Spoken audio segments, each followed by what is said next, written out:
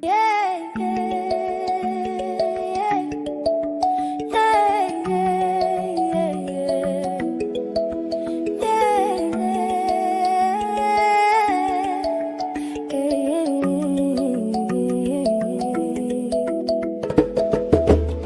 Walichora mipaka kwa rula katika viumba bila jua, wakigawanya ndimi na damu kwa taji za bahari ya bluu. Waliita falme makabila, milki yetu vijiji vidogo. Ardhi ilipokataa, walisema lazima yanguke. Sisi ni zaidi ya mistari, zaidi ya karatasi tu. Tulikuwa falme kabla yao, tutainuka wao watakwisha. Mito iendeshe njia zake, dunia kale iseme. Kalamu haiwezi kufunga watu wanaokumbuka jana.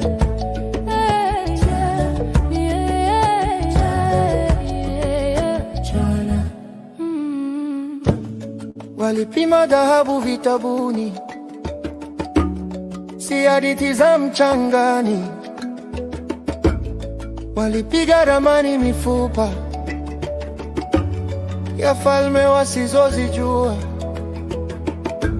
Waliipa Nile jina jipya na moyo wa Kongo.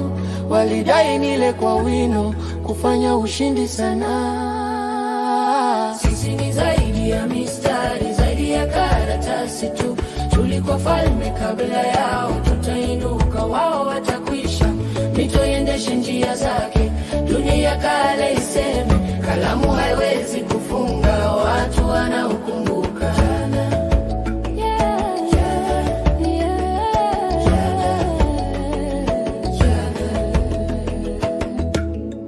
Kila kovu linakumbuka uongo wa ramani. Mipaka ya tamaa na hofu bado zinatesa roho. Upepo unavuma majina kupitia mabonde na vumbi. Ngoma zinazungumza habari kabla dunia kugawanya. Sisi ni zaidi ya mistari, zaidi ya karatasi tu. Tulikuwa falme kabla yao, tutainuka wao watakwisha. Mito iendeshe njia zake, dunia kale iseme. Kalamu haiwezi kufunga watu wanaokumbuka jana.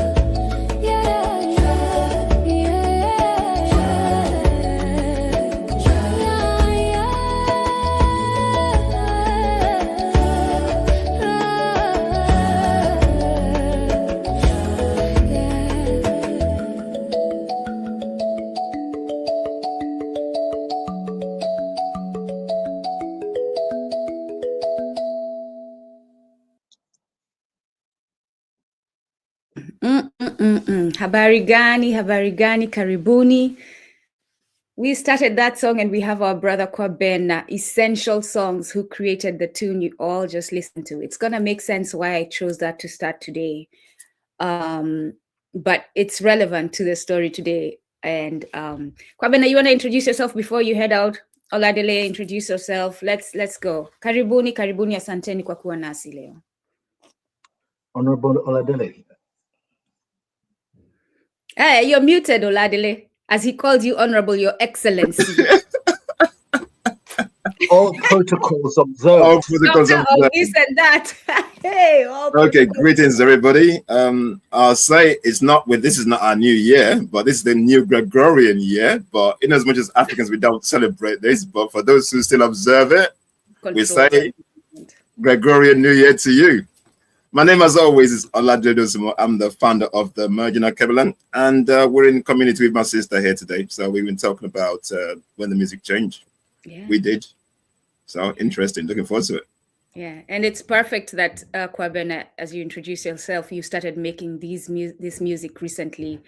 And I'll give quickly what happened. He was sending us music, and I said to him, man, this is sounding so Western. This is sounding so Western. But he said it reminded him of the R&B, the 90s R&B music that we grew up on. And then it clicked on me because I grew up around the same time, right? And that's what we grew up on.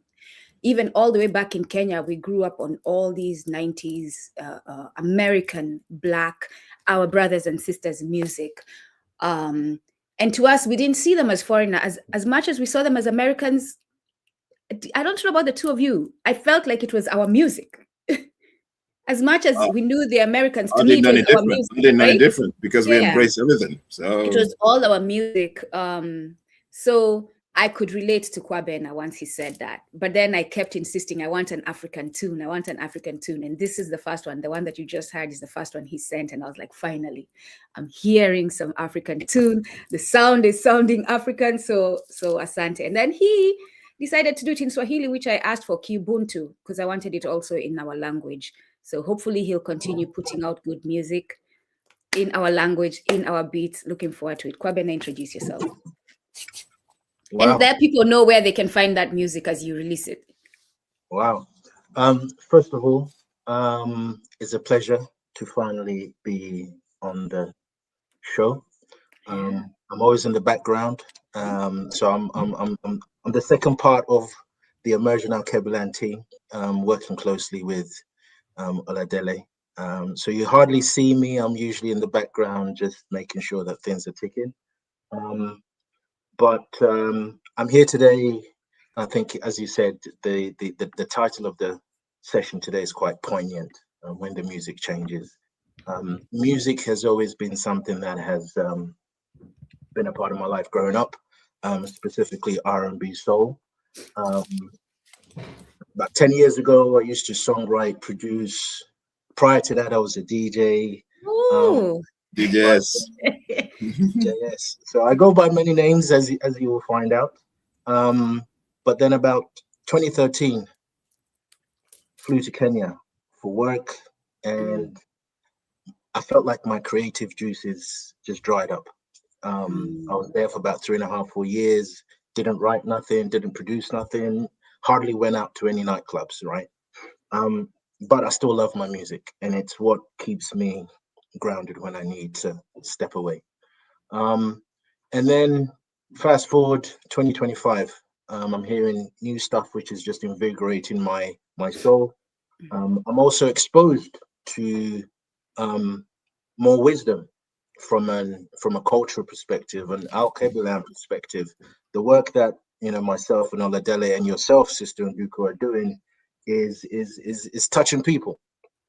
For this particular song, I have to give credit to Mr. Obaji Ejaka. He hasn't even heard it yet, right? Mr. Obaji Ejaka goes by Mark Obaji Ejaka, but you know why I'm only sticking to Mr. Obaji Ejaka. He wrote a poem, which I reached out to him for his blessing that I could turn it into a song. And I did that. So obviously the first versions that I shared with you, Nduku and Oladele, were taken from the English translation. And I think at some point when this is officially released, you will also get the English version as well.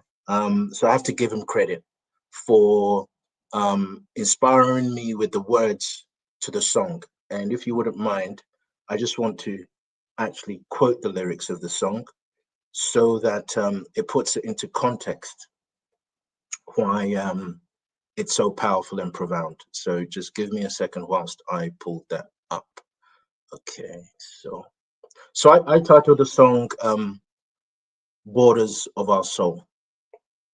And it talks about the fact that the Alkebulan was carved up without our input, without our impact, but the soul never forgets. The soul never forgets. So the first verse goes, they drew borders with the ruler in rooms the sun never knew, dividing tongues and bloodlines for crowns across the blue. They called our kingdoms tribes, our empires villages small. And when the land resisted, they said it had to fall. The chorus then goes, We are more than lines on paper, more than names they wrote in stone. We were kingdoms long before them, and will rise when they are gone. Let the rivers run their courses. Let the old earth have its say. No pen can chain a people who remember yesterday. So that's just the first verse and the chorus. I'll leave the rest when I release the full English version and the Swahili version. But it's a powerful song. And once again, I give credit to Obaji Ejaka for the inspiration that he gave to allow this creation to come about. So yeah. And we're gonna be correcting, because I was like, I said to my brother, I need to help you out with the Swahili, the Ubuntu translation, because even as you're saying it now, I like, it's not wataanguka, it's walianguka or wakianguka. So we need to correct some things there, right? Okay. But no, and I just want to say thank you to Nduku for challenging me, she's always holding us accountable. Thank you for accepting the challenge. And I was like, I'll do it. And I appreciate that I was able to do it in a way that you like to do. The version we played, I've actually called it the Nduku Swahili remix. You're gonna have to correct it to Nduku Ubuntu lyrics.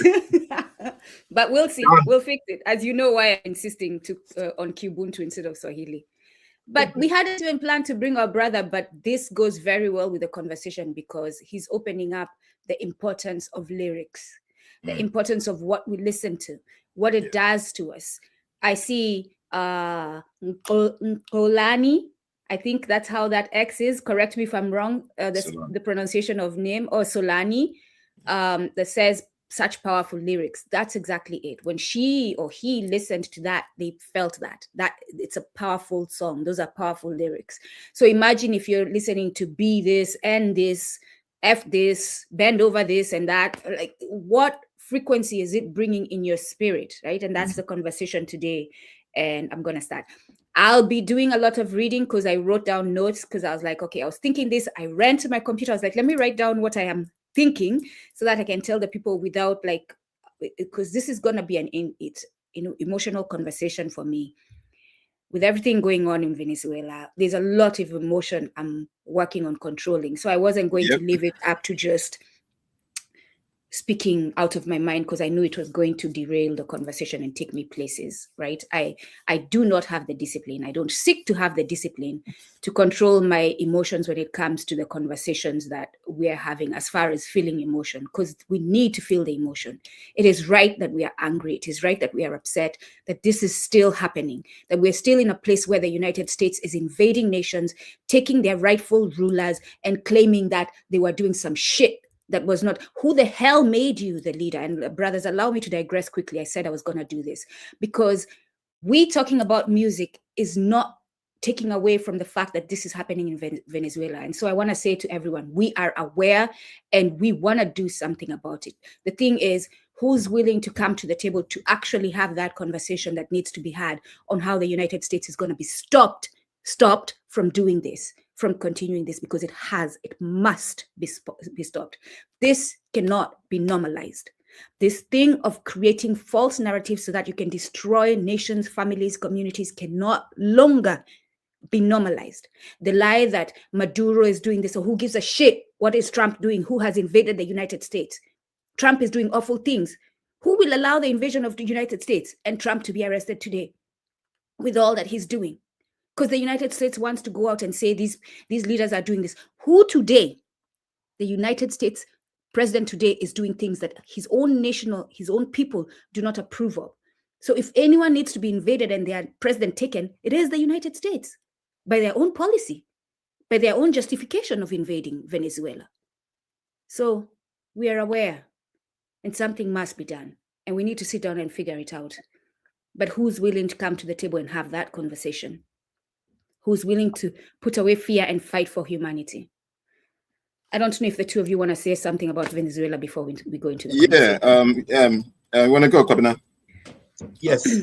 thank you. I need to make an errand, but thank you once again for the opportunity. I know that the topic is going to be very, very, very emotional and important. Yeah, enjoy everyone. Take care. Asante. Oh, I thought you were going to say something. No. Yeah. If he gets into it. Venezuela. Yeah, when I heard about this, I was angry. And this is basically the imperialists at it again. I thought of John Perkins, Oladile. Yeah, the whole time I could see his book. Yeah, and this is basically, if you haven't watched that episode, please go watch The Confessions of the Economic Hitman. The playbook playing out in our faces. Exactly as he stated, is basically what's happening. Some people call it geopolitics, but I call it thievery. I call it stealing. I call colonialism. it impunity. Yeah, I call it colonialism, neocolonialism, neoliberalism. It's all those things. And there is no justification. There is actually no justification for another country to go into another country because you don't know what they're doing or how they're doing it. And to say, you know what, I'm going to be the police to take you out of power. Nope. The question is, what about the people of that country? Where are their emotions? Where are their feelings? Where's everything that's happening to them? Basically, they're invested in this country. The president, Maduro might not be popular. It might be 50-50. But doesn't matter. Trump is not popular. No one is invading the United States. That's what I'm saying. And who gives somebody who's got all these crimes against him? His morality is questionable. America as a country is kind of questionable because America, as we all know, is a country that was built on stealing somebody else's land. They have no moral justification to do anything. Nope. The country was built on stealing, killing, pilfering, and doing all these horrible things for them to be where they are today. And this is the same country that's going out there to be the moral police of the world. What a kind of a hypocrisy, absurdity. And it's annoying. I was angry when I saw that yesterday. But at the end of the day, like we're saying, how do we stop this? Yeah. Nigeria was bombed the other day. And I've seen Africans, Nigerians justifying this. And if you're watching me on LinkedIn, I'll say again, I see them justifying this. When does it stop? The challenge we Africans face is that we have our problems. Let's look inwards. Let's hold our leaders accountable. We're not doing what we're supposed to do. But it doesn't mean you have to put your responsibility on other people. No. If you're not doing what you're supposed to do, other people should not come and do it for you. Because, guys, we know history. And we're all students of history here. We know the legacy of the transatlantic slavery. We know the legacy of colonialism. We know what it's done to us and for us. And we're still feeling the impact today. These people are evil. They show that they're evil. They tell you exactly who they are. So why invite them to dinner again? They basically a leopard never changes spots. Basically, they told you how they play. They've never been on a continent or in South America for the people. It's about the corporations. Even the government of America is controlled by the corporations. The Trump is basically a puppet. Anyway, when you talk about politics, how politics work. So, guys, that's the event. It's annoying seeing what's going on. But guys, let's call it out for what it is. Yeah.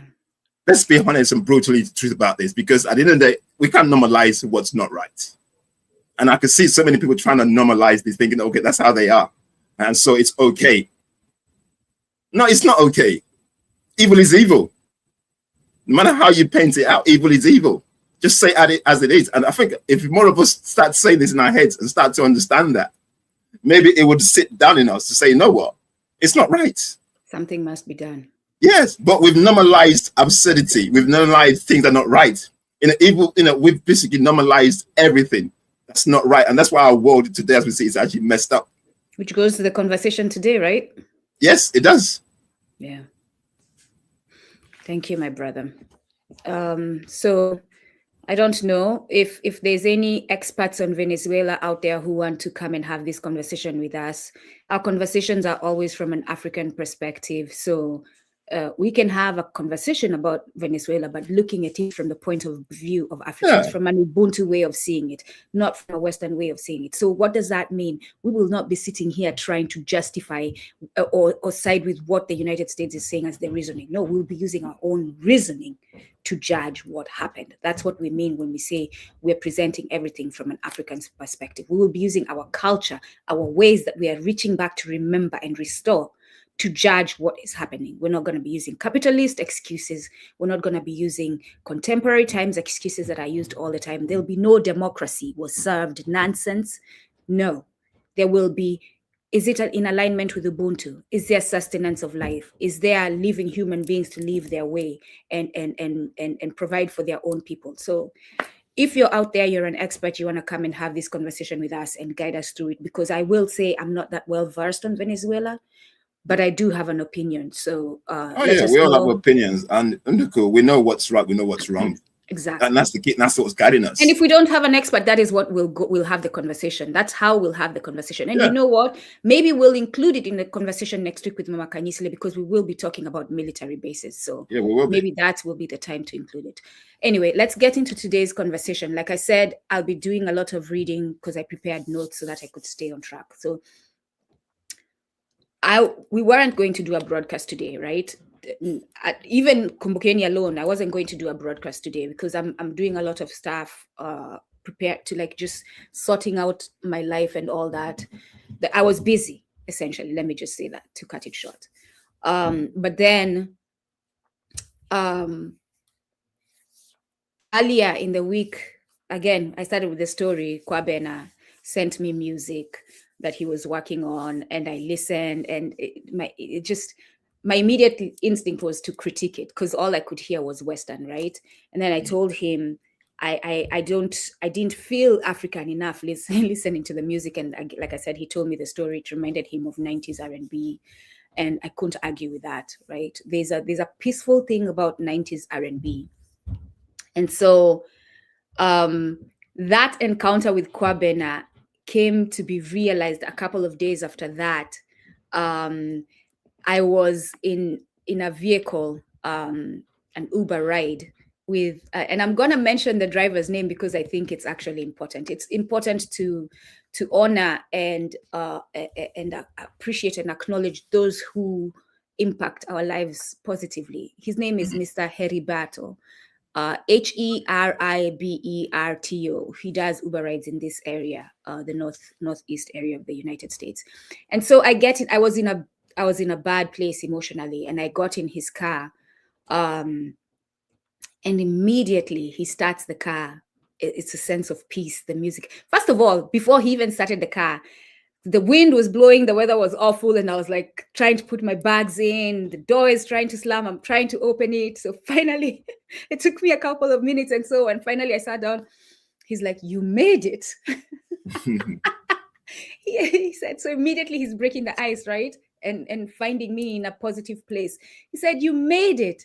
And he looked at his screen to remember my name, Miss Joan. Yes, that is the name I go by officially. That is the colonial name. The Catholic name that was given to me by my parents. Miss Joan made it against all odds, against the wind, against the weather. And so I started laughing, and he turned on the radio, and the music, I should say. It was R&B music, 90s R&B music to be specific. And I started recognizing it because this is what I grew up on as a teenager. These are the things. In my high school, I went to boarding school since I was in grade 6. But once I got to high school, I was in boarding high school, all girls school. And we used to invite other schools to come join us for debate, for different events, for drama and all that. So after each session, we would have music afterwards, which it took us quite the effort to convince the nuns for us to have those sessions, because it meant like R&B music with boys' school, so we would dance with them, because this was done so often. You had already friends in the schools that you knew you were going to be dancing with this boy and that boy, so we had that going on, and we enjoyed that. So R&B music, as much as we were in Kenya, this is music made in the United States. It still connected us to our people in the United States through this music. Yeah, it did. Yeah, so as I'm sitting in this car, I'm hearing this music. It's softening my spirit. I thank him for it.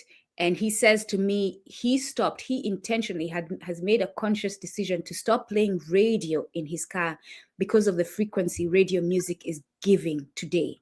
He said he basically, paraphrasing, he was saying that radio music is just puts you out of balance. It's so chaotic. It doesn't bring peace. And so he decided intentionally, consciously decided that in his car, especially when he has passengers, he's going to be playing R&B music that is soothing and calming. And it did that for me. It was soothing and calming for me. And so I appreciated him. I started singing along. I was singing along, not trying not to be loud and all that. Finally, when I got to my destination, I said to him again, thank you. And thank you for not only making my ride experience calming and peaceful and taking away that energy that I walked into the car with, but also that you have inspired me to now go spend my day listening to 90s R&B music, which I did, and got myself to a really good place, right? But then that was like 3 days ago. And I said, okay, let me stay on this. So I did it on my Pandora. I selected the channel. I started listening. Yesterday I was cooking. I was listening. And Toni Braxton's song came on, right? Unbreak My Heart. And that's when like my energy started shifting. So the music before was loving, it was patient, it was devoted, it was, I'm sorry this, can I do this for you? I'll do this for you eternally.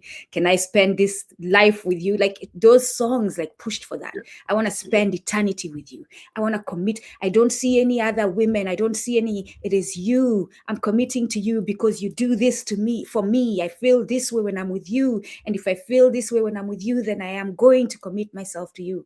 Those were the lyrics, right? Mm. And then Toni Braxton comes in, and I do love me some Toni Braxton. I love me some Toni Braxton so much that back in those days I was mentioning in high school, I did my hair based on Toni Braxton's hairstyles. Like I'd go to the hair salon because after high school, I get a job and I'm able to afford my own hairdos. And I'd tell the hairdresser, I'd go with a picture of Toni Braxton or TLC or one of the others. And I'd be like, that's the hairstyle I want. I remember I got popcorn waves and all that. Anyway, right? They inspired us in a good way. And so I'm noticing like the energy of the music is changing. The lyrics are changing. There's pain. And it progresses like that. I was like, wait, oh shit. Let me check out the 50s. And I went and found a channel for the 50s and I started listening. I was like, let me check out the 60s. Let me check out the 70s. Mm. I was like, wait a minute. I started thinking about us today. I'm like, yo, the music has shaped us. The music is why we are here, right? Back in the 50s and the 60s, it was songs like Sam Cooke's Bring It On Home to Me, Otis Redding's These Arms of Mine, Etta James' At Last, The Temptations, My Girl. Yeah. All of them in the 60s, right? They were not songs of domination. They were songs of appreciation, of awe, of choosing someone and saying it out loud without being embarrassed, without making excuses, without worrying about what your boys are going to say, right? And then later in the 70s, when life was complicated and struggle was real, not that it wasn't in the 60s, the music still spoke of commitment, right? Despite the hardships. Stevie Wonder's song, he sang of being knocked off his feet by her love. The OJ's sang of taking the load of this world off their shoulders and climbing the stairway to heaven together. Climbing the stair, like together, right? And Roberta Flack sings of giving him all she's got and getting closer to, and the feeling being sweet, right? Love is sanctuary. Black men speaking tenderly about Black women. Desire without degradation, because it's okay to desire each other. That's the biology of who we are, right? Love as partnership and struggle together. That understanding that we have struggle and we're going to do it together, right? Together we shall create this peace that we seek. Music lyrics still reflected partnership and appreciation for each other in the early 90s. With music like Boyz II Men's A Song for Mama, right? You all remember? And End of the Road till the end of the road. Like This is what the man is saying for you. I am with you till the end of the road. Yes. Tony, so Tony, Endokri, Tony. somebody's saying, don't forget the classics, the high life. I knew somebody would say that. I knew somebody would say that. But I was inspired by a certain thing. So let me speak on it. And speaking on this does not take away from African. Y'all, we need to understand this. This is the problem that we have. If you're not mentioned, you feel like, oh, you've been denied. No, it's okay to celebrate others. It's okay. Your turn will come. And celebrating others does not mean that we're not celebrating you. Again, these are our brothers and sisters. This is our music.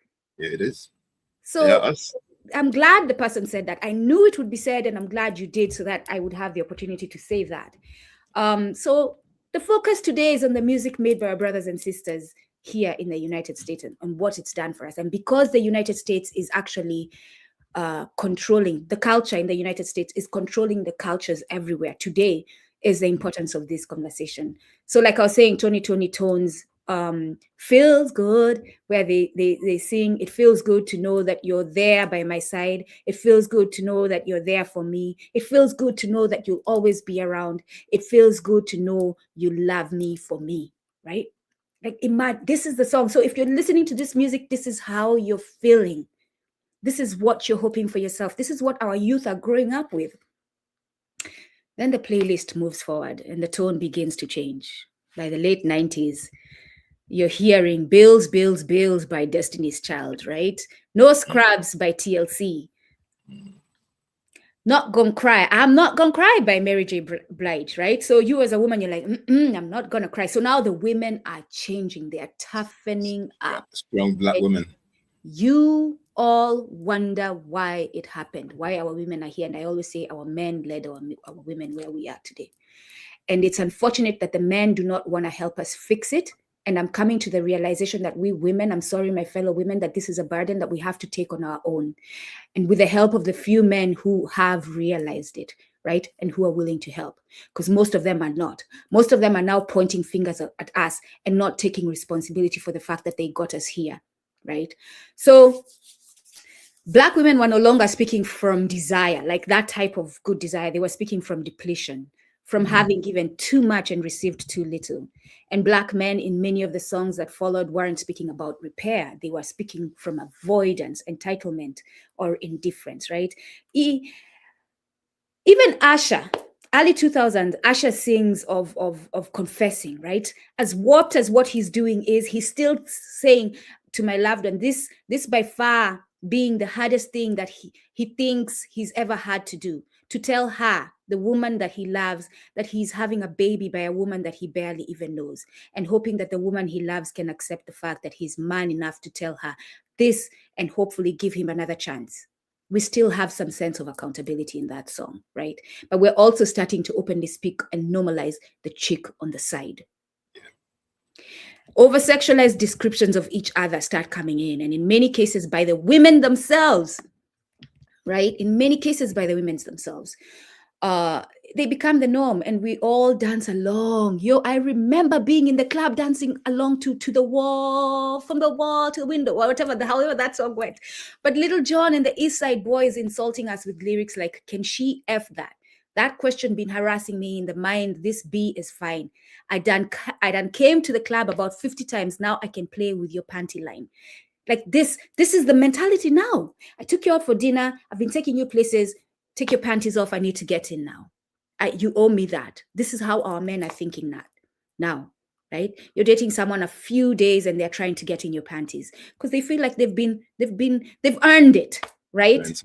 They've earned it, right? And the response, not necessarily by this particular artist, not necessarily by this particular woman, I'm talking about Ciara, but the response by Black women, Ciara is singing, you won't get no nookie or the cookies.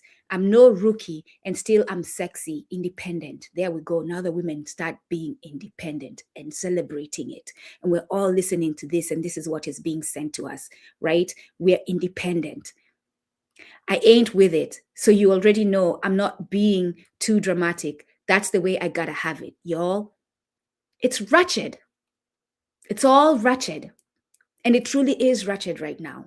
and we are dancing to it. That's the thing. We're going to the club dancing to it. We're singing along and bopping our heads, not thinking what it's doing to our subconscious. Pain is narrated, not healed, right? It's narrated but not healed.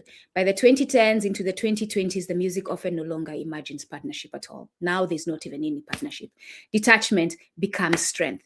Emotional distance becomes safety. Love has become a liability. Literally, people now find it's a liability. Falling in love, no. I'm risking way too much to fall in love. I ain't even got time for that. I'm good with sleeping with a few men. I'm good sleeping with a man here and there as long as I don't commit. I had a family member say to me, I just want to have a child. I don't need to be with a man. So they proceeded, had the child, and ditched the pursuit of any man. This is the energy. This is where we are.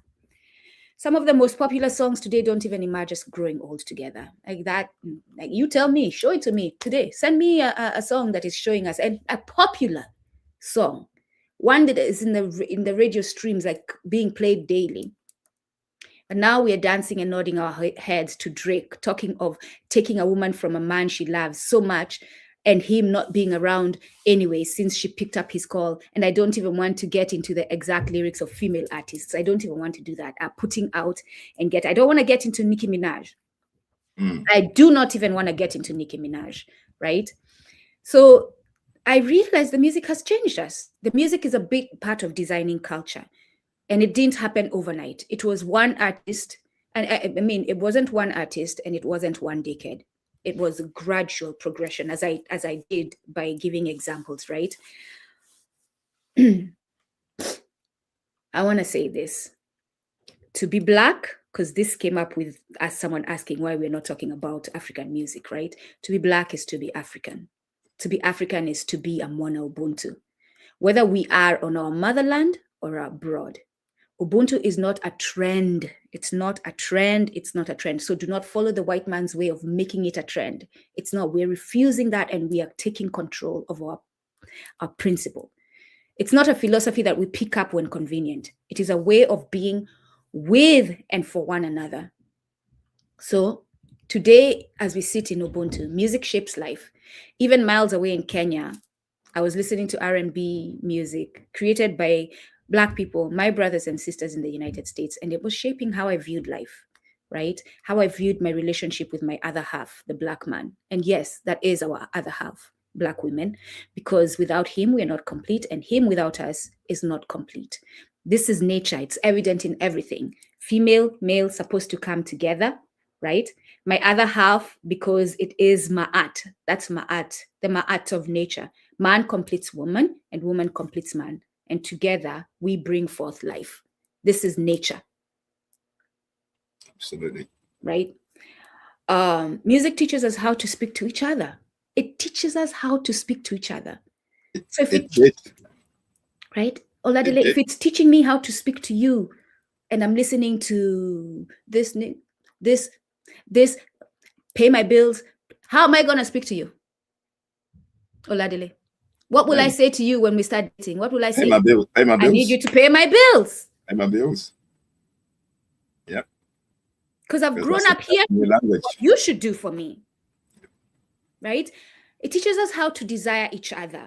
Are we desiring each other in an appreciative way, in an honorable way? Or are we desiring each other in a way that bend over, touch the ground, you all want me to bring music, African music, ginger this and ginger that. There we go. I'm bringing in African music. That's all you hear now. I want you to ginger me. Touch the ground, bend over.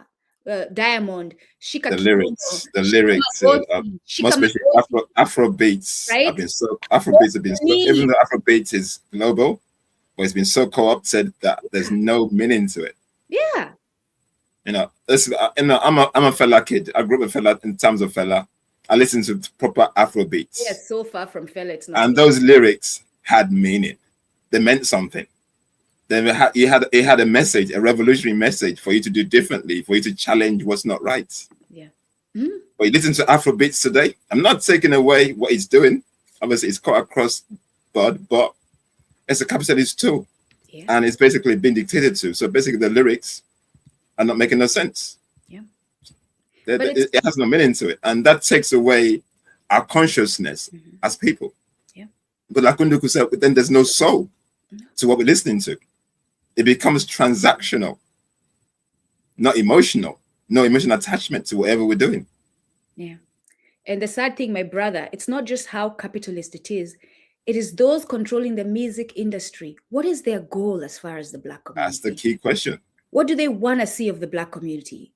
And so what are they manufacturing? What are they inspiring? What do they want? Like, are they sending us wretchedness, or are they building us? Do they even intend to build us? We never stop to ask ourselves that, right? Music teaches us how to handle conflict. It does. Like I said, back in the day, the men would come and apologize. Back in the day, they wanted to talk to you. They told you how you made them feel, and therefore they wanted to commit to you because of how you made them feel. Mm. Things were not right, but we can work through it. This is the type of music you're hearing back then, right? Music teaches us how to imagine family. It teaches us how to resist. That's how we started today with that song, and we're going to end with it. How to resist and stand up for what is right. All the revolutionary songs. Tell me what revolutionary song right now is out in the mainstream media that you're listening to every day, that has been popularized, that has gotten in the charts, right? So when our music stopped modeling care, tenderness, patience, and commitment, we shouldn't be surprised that our relationships followed. This isn't about blaming artists or the music industry, right? They can take their share of blame. But today I want us to take responsibility, right? This is about us, about what we normalize, what we play in our homes, what our children hear while riding in the car, doing homework, or falling asleep. Sounds become atmosphere. Atmosphere becomes behavior. Behavior becomes culture. We have to take responsibility for that, we ourselves. Ubuntu requires intention. We're being intentional today. It requires us to be thoughtful about what we consume, to support music that builds us, not just entertains us, to uplift artists who promote care, repair, accountability, and shared futures. It played a part in fracturing us. Sound can help heal us, right? I'll say that one more time for clarity. If sound played a part in fracturing our relationships, in fracturing our community, sound can help heal us. We can use sound, not the same sound, different sound. We have to be intentional about the sound that we want to heal us, the sound that is healing, and sit there with it and make that our grounding. But this is going to happen only if we are honest about what we've been listening to. Like, you have to hold yourself accountable and courageous enough to choose differently. Courageous enough to be in a car and say to someone, could you please stop playing that music? Can we listen to something else? Even if it's their car, right?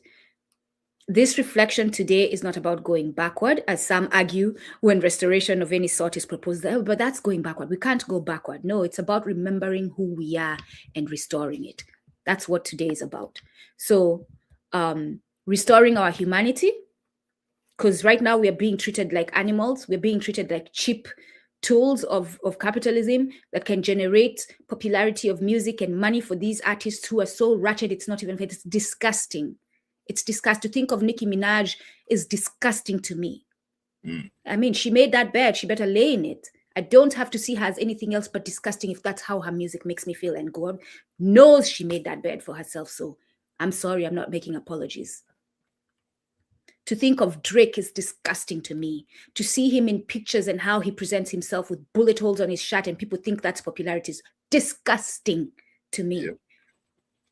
And to think that that is how our youth will see what they'll see and think that is the popular thing and the way to move forward. And we're wondering why our brothers and sisters are shooting each other on the streets like we're nothing.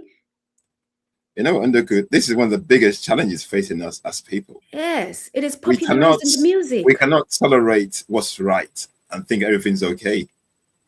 It's not about popularity, it's about consciousness. Yes. What you're doing, how does it impact the people around you? Yeah. It's accountability, it's responsibility. We all own it to ourselves to do what's right by the people around us. Yeah. Our allowing it is complicity. And this is why, as Africans, this is why where we are. Turn the other eye, turn the other cheek, and just ignore, oh, that's how it is. I hear it, so this is how it is. This is how it's done. Yeah. And for that reason, we just have to keep quiet and allow this rot to keep happening. When we have kids and grandkids that are coming up. And I keep saying this, what kind of legacy are we leaving for the kids that are coming? Yeah. What foundations are we leaving for them? look at the rot that we have right now. When is it going to start pushing back? And that change starts with us. You know, as we enter this into this new Gregorian year, which is basically, like I say, it's not African, but it's Gregorian year. What are we going to do differently as people? Are we going to tolerate the stinking thinking? Are we going to clear our minds to actually listen within? Listen within. And we're talking about spiritual consciousness, about listening within, and let the still voice in you guide you towards the right path. Guys, we keep moving away. The goalposts keep moving. The morality keep moving. The sense of belonging keeps moving. Yeah. And instead of us standing still to actually take accountability and listen to what's going on, all of us just join in. It's crazy. Oladele, as you say that, as I'm about to say my closing line, anyone who wants to join us, because I see a couple of people here, I would like you to come in. Ufundi, my brother, I would like you to come in. My sister, Sister Verona, if you want to come in, just to share your words even further, right? Because a text, a comment is not enough to say what you're saying. So today we're going to open up the conversation to the community. Join us. If you want to come up and tell us what your thoughts are on what we're saying and how you feel and what you think should be the way forward. But I'll say this in closing. The question now is, what sound will we choose to carry us forward? What sound will we choose to shape us? What sound will we choose to shape our culture? Right? We're talking about Sankofa. We're talking about revolution. We're talking about not wanting a death culture and wanting to build a life culture. So what sounds do we want to build today? Yeah, anyone who wants to come up, I would need to send you the studio link, so I can't send that publicly. So reach out to us. Some of you I see commenting have my phone number. Reach out to us, text me, WhatsApp, regular text, email, write it here in the chat, and then if I have your email, I'll send you the link. But let me know if you want to come up. Ufundi, I want you to come up because I want you to speak more about that music that you spoke about. Sister Verona, I just said to you, I would love you to come up. I'm sorry if you're in your pajamas, anyone, go clean up quickly the face from waist up. You know, that's all we need to see. Keep your pajama pants and come out. Yeah, if you need to clean up. If you want to come in with your kitamba, the cloth that you cover your hair and all that, trust me, I'm good with that. We don't judge. No. Come in as you please. You look beautiful as you are. Come in as you please. But please come in and we can have this conversation. So my brother say more. Like, I'm so tired. You know, as I was listening, I was like, and by the way, here's the thing. These are my opinions. And guess why that's okay? This is my show, damn it. So what I share here is my opinion. What the hell are you expecting it to be? That's why we do what we do. That's why we have the platform to basically share our opinions. And most of the time, because I've been in a chat, like I say, in a group where we've been talking about stuff back and forth. And guys, the question is, how do we get here? You know, like Unduku said, the music of those days that had meaning. And gradually it kept eroding. And even if parents listen to this rubbish and they encourage their kids, how did we get here? I can't be on camera. I'm home with visitors. So Verona said she can't come in.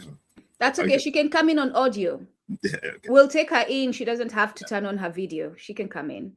Yeah, but that's okay. Go on. Yeah. So, how did we get here? And it's a process of us losing our values, losing our sense of belonging, losing all sorts of things. Now we just losing the. And let me say this to Africans and Africans who are listening to me. We Africans, like we talk about Ubuntu all the time, we had our values. And people always say to me, you know, Africa, you know, with this, but Africa was never perfect. But we had our values and there was checks and balances, the systems we had. Because what is happening now probably would not happen if our history was never interrupted. And if you read the book, How Europe Underdeveloped Africa, by Walter Rodney, it basically tells you that Africa was developed to where it was meant to develop. We were where we meant to be. It's just that somebody else came in to impose their supposedly development on us and then tell us that we're backwards. And intrinsically, this is basically where we are today, backwards in their eyes, which is now detrimentally affecting Africans. So my question, I always say this, guys, we need to retrace our steps and go back to some kind of normality. She said, send the link. I'll send the link to her. We need to, yeah, can you send a link to her? Have you got a number? So how do we go back to normality? Wait, I thought I was unmuted. Judy, right? Yeah. Yeah, If you can put a link to her. We need to go back to some sense of normality. Basically, the standards, the values, the moralities that we're copying. You know, John Perkins said this on one of our podcasts. He said it's a death economy. Mm-hmm. You know, when he said that, that's never left my head. We're basically copying systems that are not working for us as Africans. Look, you know, we're talking about Afrobeats. Just listen to the lyrics of Afrobeats. What meaning does the lyrics in Afrobeats have? None. It's just commercial twaddle to make money. You should hear Diamond's lyrics talking about women. It's just to make money. Let me slide in. And to make you feel good there and then, but there's no meaning, there's no consciousness in it. Great question. So what kind of seeds are you sowing to your kids? What kind of consciousness are you giving to your kids? What kind of awareness are you giving to your kids? What kind of thinking are you giving to your kids? What kind of legacy are you leaving to your kids? These are all the questions I ask. But so we Africans can do different. We don't have to use the standards of our colonizers who have no values, who have no moral compass in anything. Because the moment we knew them, we knew that they are vultures and scavengers from the moment they set their foot on our continent. They never meant well. But yet we Africans are using them as our moral guide, moral compass, whatever this. What happened to us? What happened to our Ubuntu? What happened to the consciousness in our music, the music of Fela Kuti that I grew up to? What happened to that? And we've seemed to have lost all those things to accept what they sold to us, which basically takes us away from who we are. And that's the biggest challenge. We Africans, man, we Africans. And I say this, and it pains me that our Black people lost their identity to embrace what we're not. Consequently, we're lost. We're lost. So how do we get back to those values, those moralities? And we still have it, like we said, Ubuntu is the key. Community, caring for one another, not being capitalistic in your thought process, not being driven by greed, building together. Seriously, this is what we need to do. So, Unduka, I don't know if you want to say something else, but yeah, guys, this kind of topics basically gets me kind of, it gets me up. It does. Right. Someone in the chat said, do you think musicians are ready? And I did say, Kesheni, please come in. Oh, Kesheni, she's one of our group. Yeah, we want to hear, come in, please. Kesheni, you want to come and join us? Yeah, send her the link. Send her the link, or anyone you recognize there. That I sent one to Baruti, I sent one to Verona, and I sent one to Anthony McPhail. So check your Anthony McPhail, your link, your Instagram. I sent you the link there. Come in, please. Honestly, let's have a community conversation. Do you think musicians are ready to back to use? Do you think musicians are ready to go back to using the original? That one, right? Beats. That was original. Binaural beats. I don't even know what that is, which is why I'm saying come in so that you tell us what that is. Keshenua, do you want to come in? Just put a message there. I could bring you in, Keshenua. Yeah. Do you think musicians are ready to go back to using original? The question is, do you think so? I don't think so. My question, it's not even whether we think so. It's why do we care whether they're ready or not? Yeah. We understand what the music is doing next to us. Do we want that to happen to us? So we have to choose. We are in control of what we listen. We don't have to go to the store to buy Apple iPhones. We don't. This is the first time in my first time in my life now that I'm conscious. I haven't run to the store to get an Apple just because I haven't done that for a long time ago. Until it breaks down, because they do that too to you, until I cannot use it, like my screen goes blank. I'm not getting another one because I'm good. I'm not getting another one just because there's a new upgrade. I'm not doing that. I'm not getting another one just because I want a better camera. We're not doing that anymore. We're not doing that. So it's the steps that we can take. Let's take them now that we know better. And then let's struggle through the others as we figure out alternatives before we abandon those ways. But one thing is clear. We do not have to listen to trashy music. That is something that change we can make overnight like that. Yep, I agree. I can decide today if a song has the B word, the N word, that I'm not listening. Yeah, I don't listen to none of that. I don't listen to the crap. I haven't listened for a long time. So consciously. Sister Verona, welcome. What are your thoughts?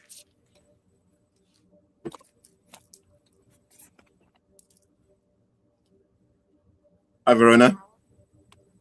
Hello, can you hear me? Yes, we can. Great. You know, I do agree with you that music is the essence of communication, because our ancestors, that's how they communicated, you know, in the olden days when they couldn't express themselves. And they've used music even to send a message, because most of the music that I listen to, you know, those revolutionary type of music, they have so much message in there. And this is also something we have to use to unite ourselves as well, because most of us who can't speak in the way we'd like to express ourselves, sometimes the music express it for us, you know? So there are things that can be said in music sometimes that can't be spoken, you know, but because it's entertainment, they listen. So we have to be very conscious about the type of music that we put out there, because these type of music these days are just to control our minds. And set us on the wrong path, in the sense that our children are just listening to gibberish.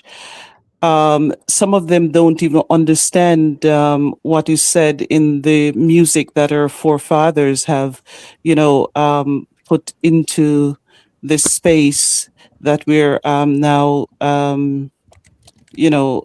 into the algorithms.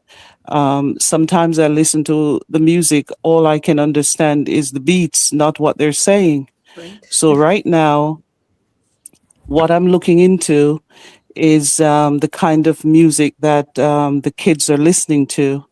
And even in schools, the type of music that they're listening to is still the same type of music that we don't want them to listen to. So I think that at this point in time, you know, we need to pay close attention to what our children are listening to, because that's what I see that society is pushing them towards, the, you know, jumping music, as they say.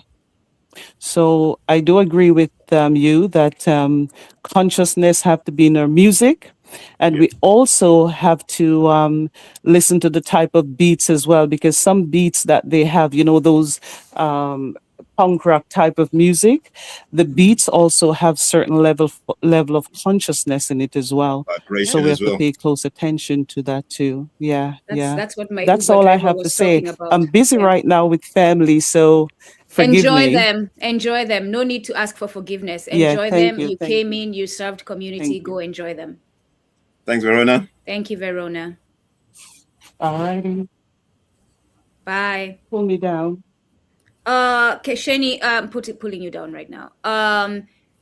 I send you the link, so just let me know where you want me to send it. I'll send it to her now. Yeah, send it to her. Oladele is sending you the link, so just use that. I'll send it on WhatsApp. Yeah, Baruti, karibu. Yes, nzuri sana. Harry, welcome pia. Happy New Year to mwaka mpya wa wazungu. Kalenda ya wazungu. Jamani, karibu. Want to commend both of you and Kumbukani as the label for the topics that you do. Sometimes I get a chance to hear some of your broadcasts, one of which is now. And actually, quick correction before you go on. When we do collaborations, it's both Kumbukeni and the Imagine Alkebulan as both labels coming together, because we are pushing for the fact that we don't have to be individualistic. Both myself and my brother can be awesome. Both of us can help each other grow. We can work together. We don't have to worry. I don't have to worry that Oladele is going to steal my audience. He doesn't have to worry about me stealing his audience, especially as long as we do not schedule our shows at the same time, as long as we work together. If there's that conflict in time, you know what I'm saying, brother? But continue. Yes. Mm-hmm. Yes. Well, congrats to the full complement together. That is definitely Ubuntu. And I really like this topic that you're doing. And I made some comments about some of the old school R&B. And I do think that old school R&B, I label a few artists, as you saw. I listed Shalimar. I listed Shalimar. Bo Bryson and Roberta Flack. Yeah. Talk about them. Tell us about them. I also listed Roy Ayers. And then I think I mentioned a specific tune about Marvin Gaye, Distant Lover. Yeah. But to all's points that music is very important, and the quality of music is very important to build African communities' consciousness, maintain love and vibrancy within our community is very important. I think in many cases we have lost that today, but needs to be rekindled. Yeah. And your topic today is one of the few shows that I've seen that explicitly talks about the quality of music. I think we need to go back to that. Many of the musicians today are not really musicians in the classic sense of the old musicians. I mean, when you think about them and the origins, and the foundation, and the mastery of either physical instruments or the mastery of their voices in terms of that being an instrument, 100 times better than most of the artists that we see today. But I wanted to just commend you all on doing that.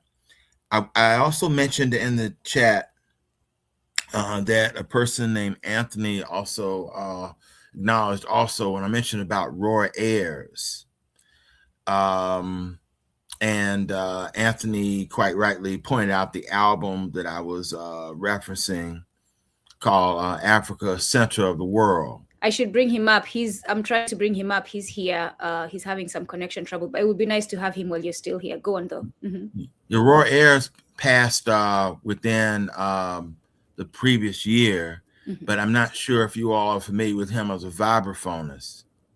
No. But Roy Ayers was an outstanding vibraphonist, and he jazz vibraphonist, but he incorporated what would be called jazz fusion with R&B in it. But he did some work on the continent with Fela, according to videos back from the 1970s. But I wanted to just point out a couple of tunes by him just for the audience. E-Funk is one tune, and then another tune called Everybody Loves the Sunshine. But I think we need to look at him for one reason too, is we know that the vibraphone really a kind of a descendant of the xylophone. The xylophone is an African instrument, so he was a master of that. Yeah. And we need to look at the beauty of the xylophone just as a indigenous African instrument. I should also point out that everybody is certainly familiar with Earth, Wind, and Fire, and certainly their classic tunes. But we also, I want to note, Maurice White, the founder and front person, he's now deceased, of Earth, Wind, and Fire, but he was a great kalimba player. And we go back. What's the kalimba? Kalimba is a finger piano. Oh yeah, I've been seeing that recently. Yes. Oh yes. So go back to some of his... Maponga plays it. Yep. Yes, go back to some of the Earth, Wind, and Fire tunes. We talk about the Imbira. Not That's the, another name for it. I And guess so. Shona. Yeah, Imbira. Yeah. That's There are Imbira. all kinds of names for it. Yes, Imbira. Wow. Kalimba. Are you saying Earth, Wind, and Fire used to play that instrument? Yes. I'm saying that Maurice White was an outstanding kalimba player. You can go back to some of the Earth, Wind, and Fire videos and see him playing the kalimba. There's even Earth, Wind, and Fire even had a tune called the Kalimba Song. Just Google it, Kalimba Song, Earth, Wind, and Fire. But there's some outstanding solos that Maurice White did on the kalimba.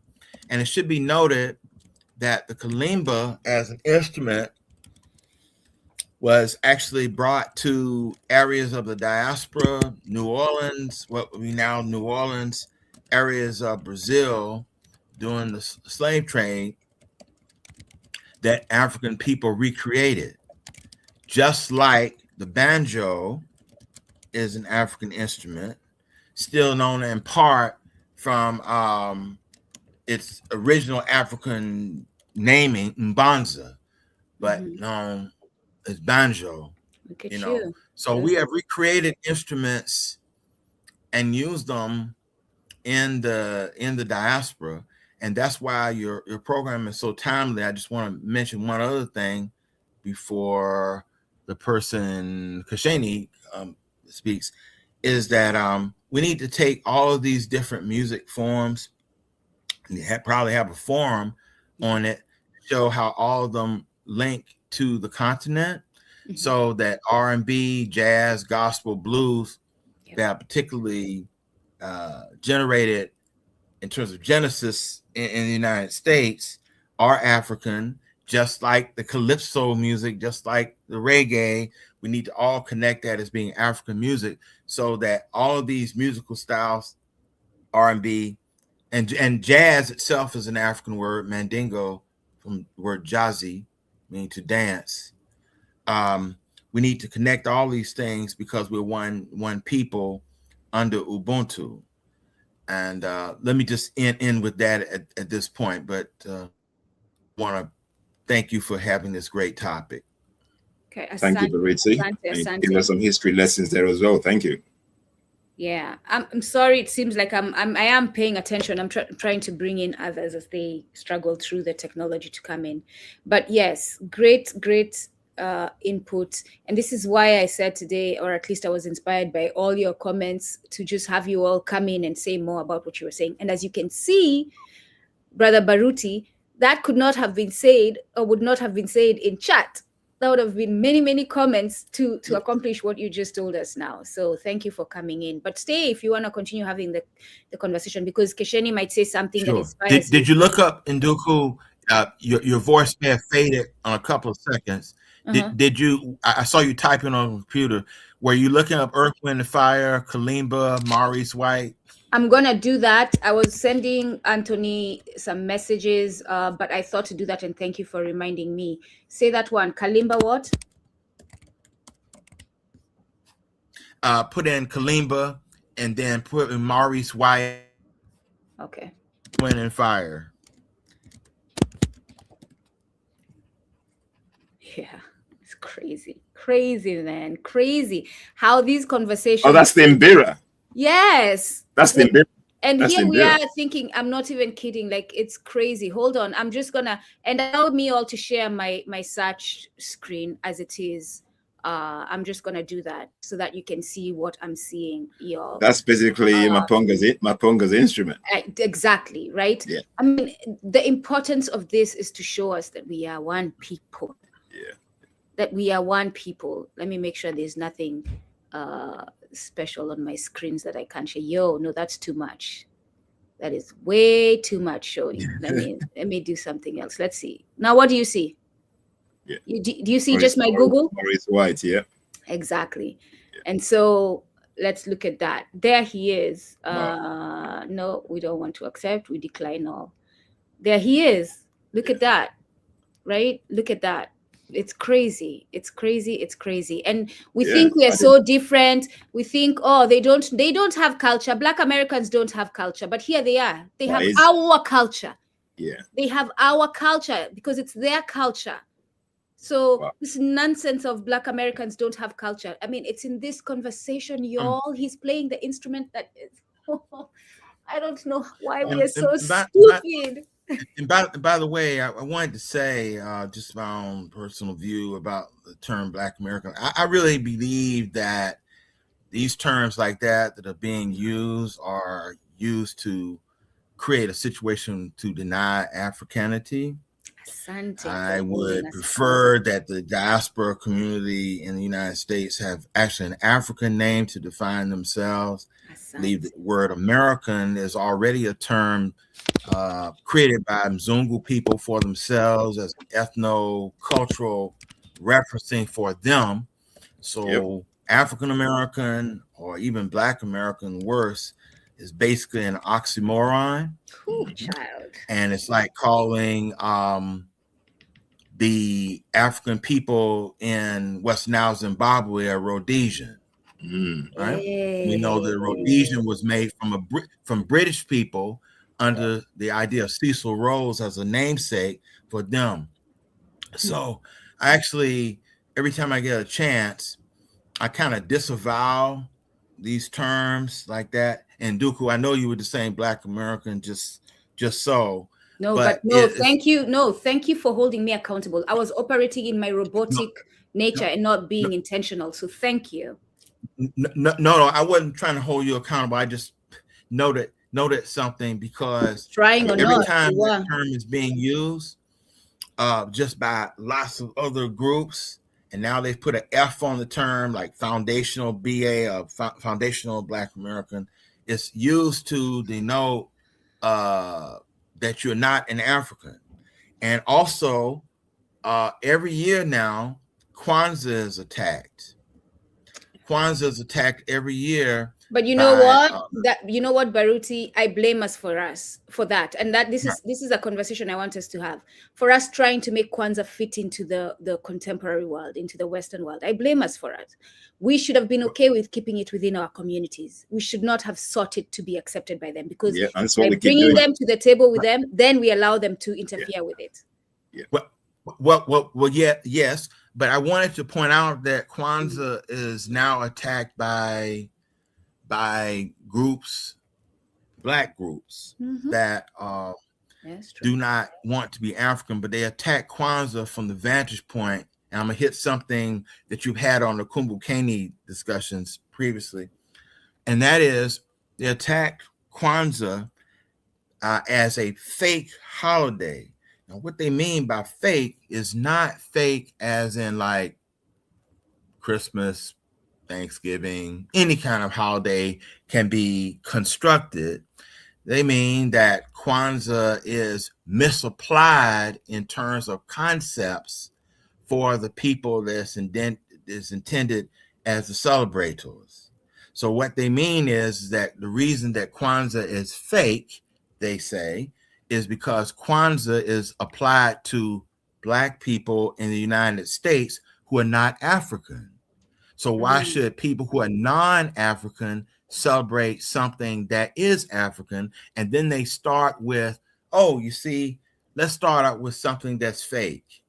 Oh, how can people who are Black in the United States have anything to do with Kiswahili? Isn't Kiswahili only a language in East Africa, while these people are only from West Africa? See, so not embracing Kiswahili as a Pan-African language or Ubuntu as you know, as you've had on the show. But I think that all these things are connected. We need to connect music, language, as things that are global for us, so that Wano Ubuntu, or the concept of Ubuntu, Wano Ubuntu, as us as African people, realize who we are, where we are in terms of points of light, not just in any particular geography. You know, you said you weren't trying to hold me accountable, and I know consciously you weren't. But remember, you don't No. operate by yourself, right? Remember, we operate also through our ancestors, through our creator. There's much more to who we are than just our individual selves. And so I will share that when I first encountered Kwanzaa, that was me. I was criticizing it, especially being a native Swahili speaker, because some of the words, the way they're translated, you know, I was being very I was coming from a critical mind and therefore not giving it grace until someone held me accountable, and until I started learning about how Kwanzaa came about, how Maulana Karenga actually went to East Africa, sat with the culture, looked at the principles, and wanted to embody those back here so that his people, his brothers and sisters in the United States, could return in a spiritual way, in a physical way to their culture, so that they could celebrate their culture here in the United States. His goal was not to take over Swahili, and this goes back again to the whole thing I was saying before. We should be welcoming our brothers and sisters to come back to the culture. The culture is ours, but it's not ours to hold on and deny our fellow on Ubuntu access to. It is one thing to deny it to those who bring harm and the foreigners, but for our brothers and sisters, we should not feel a certain way. And I learned through that experience, and I went into, and now I'm the biggest advocate for Kwanzaa. I went from criticizing to now being the biggest advocate for Kwanzaa, because I understood the principles was the importance. The need for connection with culture was the importance. The need for celebrating something that was more grounded in culture and our way for our brothers and sisters in a foreign land where they were consumed by Christianity and all these holiday celebrations was what was important. Getting it 100% right and perfect was not the important thing. And therefore, thank you, Brother McPhail. Finally, I see I can bring you. I then started appreciating Kwanzaa and I stopped criticizing it. But that's where I was. And I'm a pretty stubborn person. So if I can check myself and come to a place of understanding and embrace, any of you can. Did you criticize Kwanzaa, if I may just ask one question? Did you criticize Kwanzaa also because of the double A on the end? Absolutely. As opposed to absolutely. Okay. Absolutely. I criticized it also because Maulana, the name that Karenga gives himself, is God. It means God. So, and I would love to have the conversation with him so that he can explain himself why he did what he did. I've invited him, so I'm waiting for them to respond. So I was that person, Baruti, unfortunately. And this is the things we say. Go on. Did you ever find out why the double A was put on it? Explain to the people why, but yes, I did. Well, originally, of course, we know that Kwanzaa, even with the double A, is to be a shortened version of Matunda ya Kwanzaa, first fruits. So initially, it was Matunda ya Kwanzaa with one A, but in their first celebration, they had 7 children at the event. So how else to illuminate varying principles? You had 7 children, but if the word only has six letters in it, then one child is going to be left out. So the idea was, okay, that you put an extra A for the 7th child, and that the word Kwanzaa with 1 A at the end, or the word Kwanzaa with 2 A's at the end, would not change its pronunciation. And so therefore the narrative would be that, yes, technically in Kiswahili or Ubuntu, that the word Kwanzaa would have 1 A, but it could be, an African diaspora spelling, much like saying that there are different spellings of various words, such as we can take the word twiga, right, for giraffe in Kiswahili or Ubuntu, but in Shona the word is twiza, Twiza. And so therefore, if all these are Bantu type words, and we're Bantu people, Bantu Ubuntu people, Wano Ubuntu people, then we can have variations in spellings, but come from the same core with the same essence of connectedness. You're absolutely right. I will say the pronunciation is not the same. So Kwanzaa is because I teach the language, right? So it's important for me. And pronunciation is the first class I teach everyone. So Kwanzaa is with one A. Kwanzaa with two A's is Kwanzaa. Kwanzaa. Right. Right? Yeah. Like So, but Ujamaa. right, but that Yeah. explanation and we can do that. We can still have it mean what it means and do that and change the sound with that explanation, which is much more grounding in culture, explaining that we as a community had 7 children with us. Right. We wanted the representation of all 7 principles. We understand the spelling has one A when you say Kwanzaa, but in order to enrich this experience for us and include all of these children, we added that A to trust me, that is an African story like any other that goes back in time as far as reasoning and why you adjust the way you move. That will be appreciated by anyone who appreciates African culture, anyone. And that is a story that people can tell. I remember growing up, and I always say this, sitting on the bed with my father on Saturdays in the morning and him telling us all kinds of mbano. We call that in Kikamba mbano. He would kwana mbano to recite tales, right? Kwana mbano. My father did that. And so this is another wano that can go in the list of mbano that a parent can tell their children. Do you know what? There's a people who were taken from our land back in the day.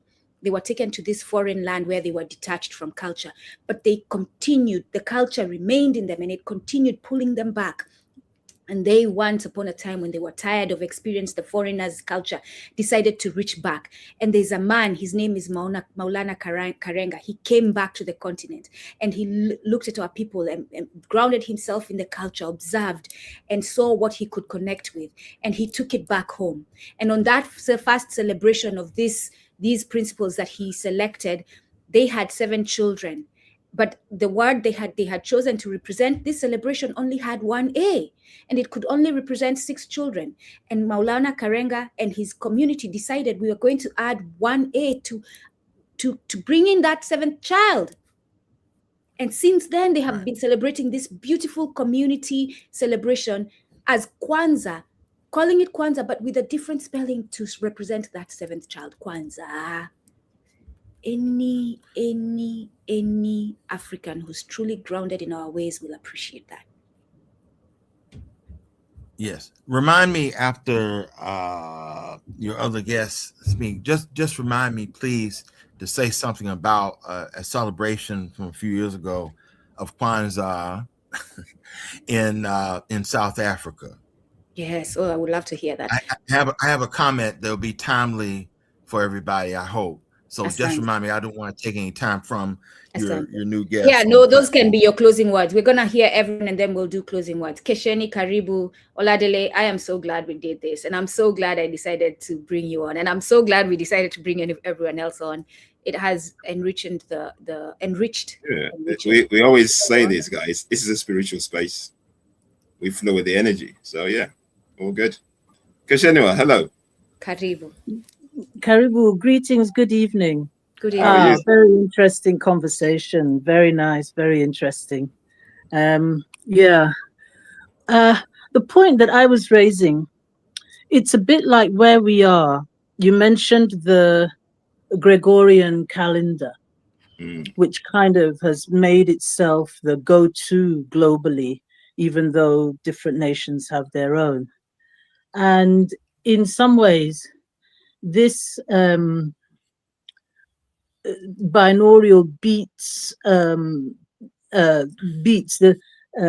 MHS beats, right? There was this change where it's the musical tuning frequency. Now, I'm not an expert, but I'm raising it in the context of what you're speaking and the key changes and what is music that is being produced now rather than before.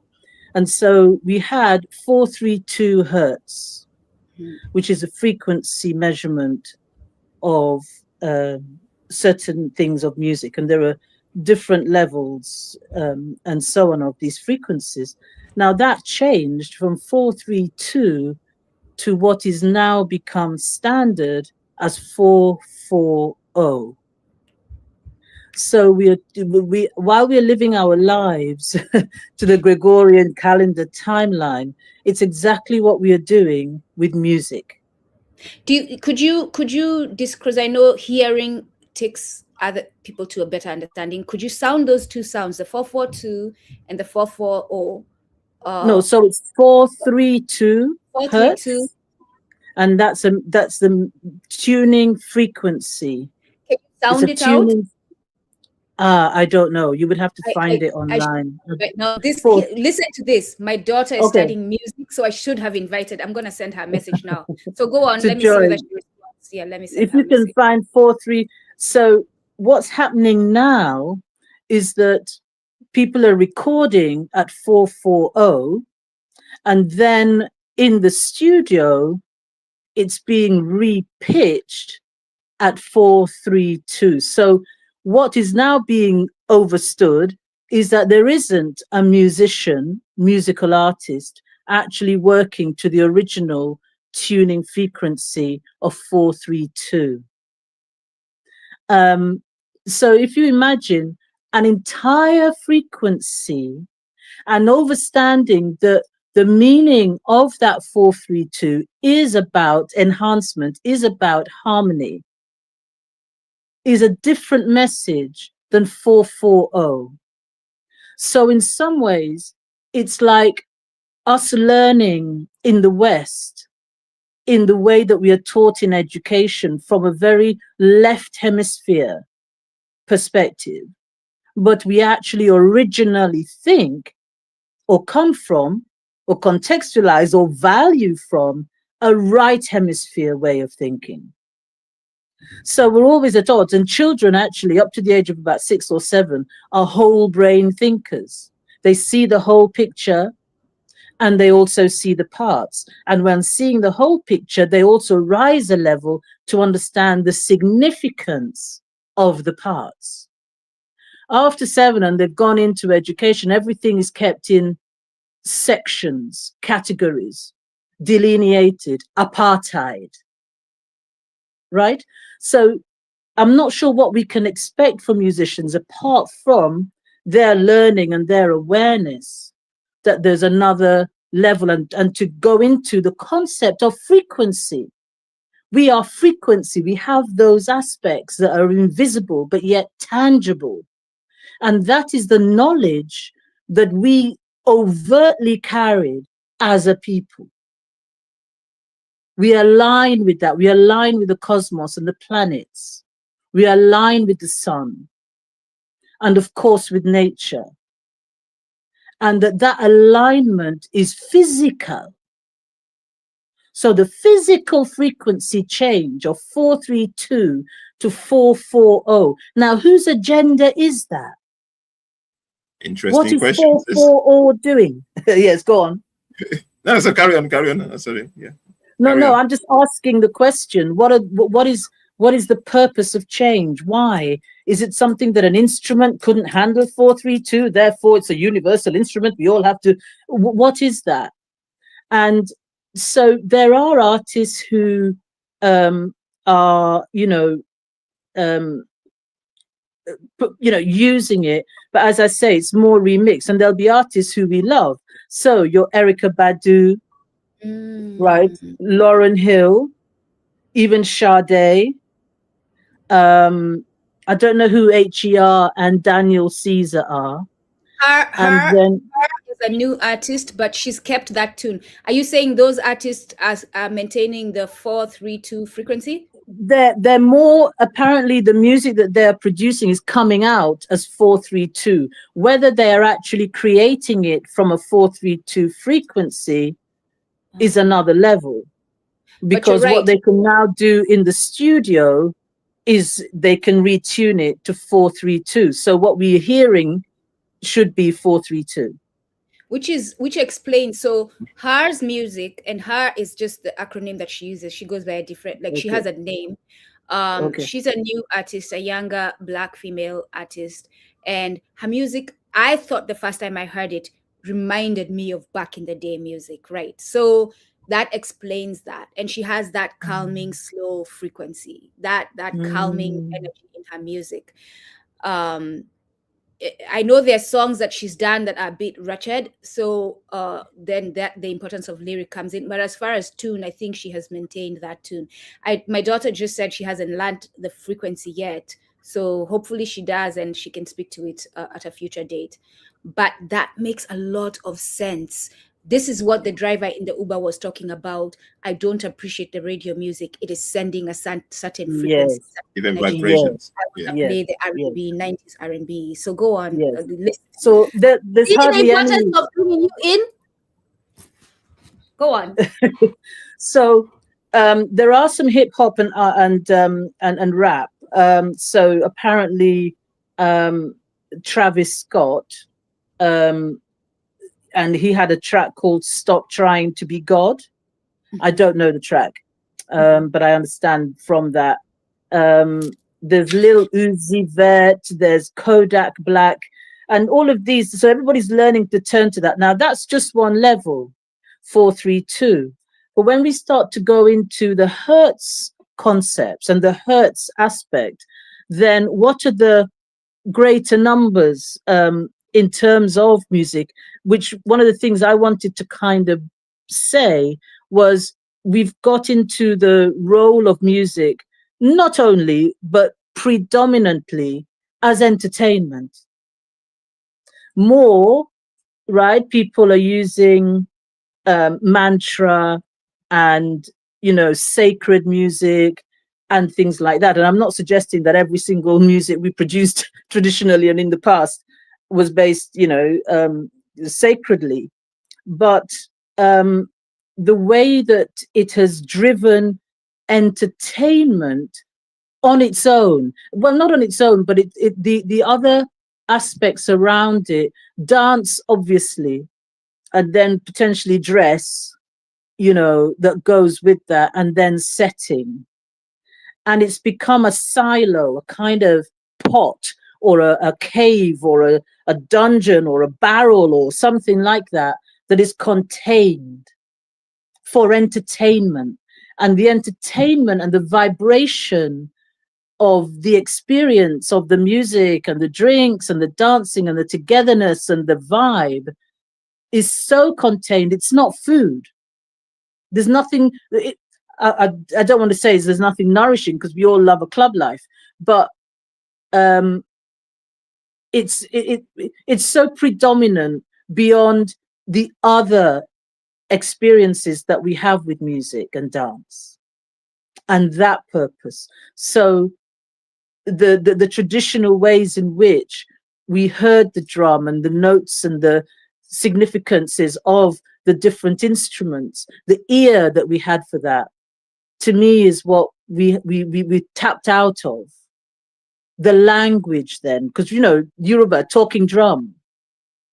Most of us will hear the talking drum, oh, amazing, beautiful, not understanding anything it's saying, unless it's doing a version of, happy birthday or a tune that we know. But if it's speaking, and its speaking is transmission, a channel, and it's speaking, we've lost the language. We haven't got that. It's a bit like, signing for the blind, for example. It's a language.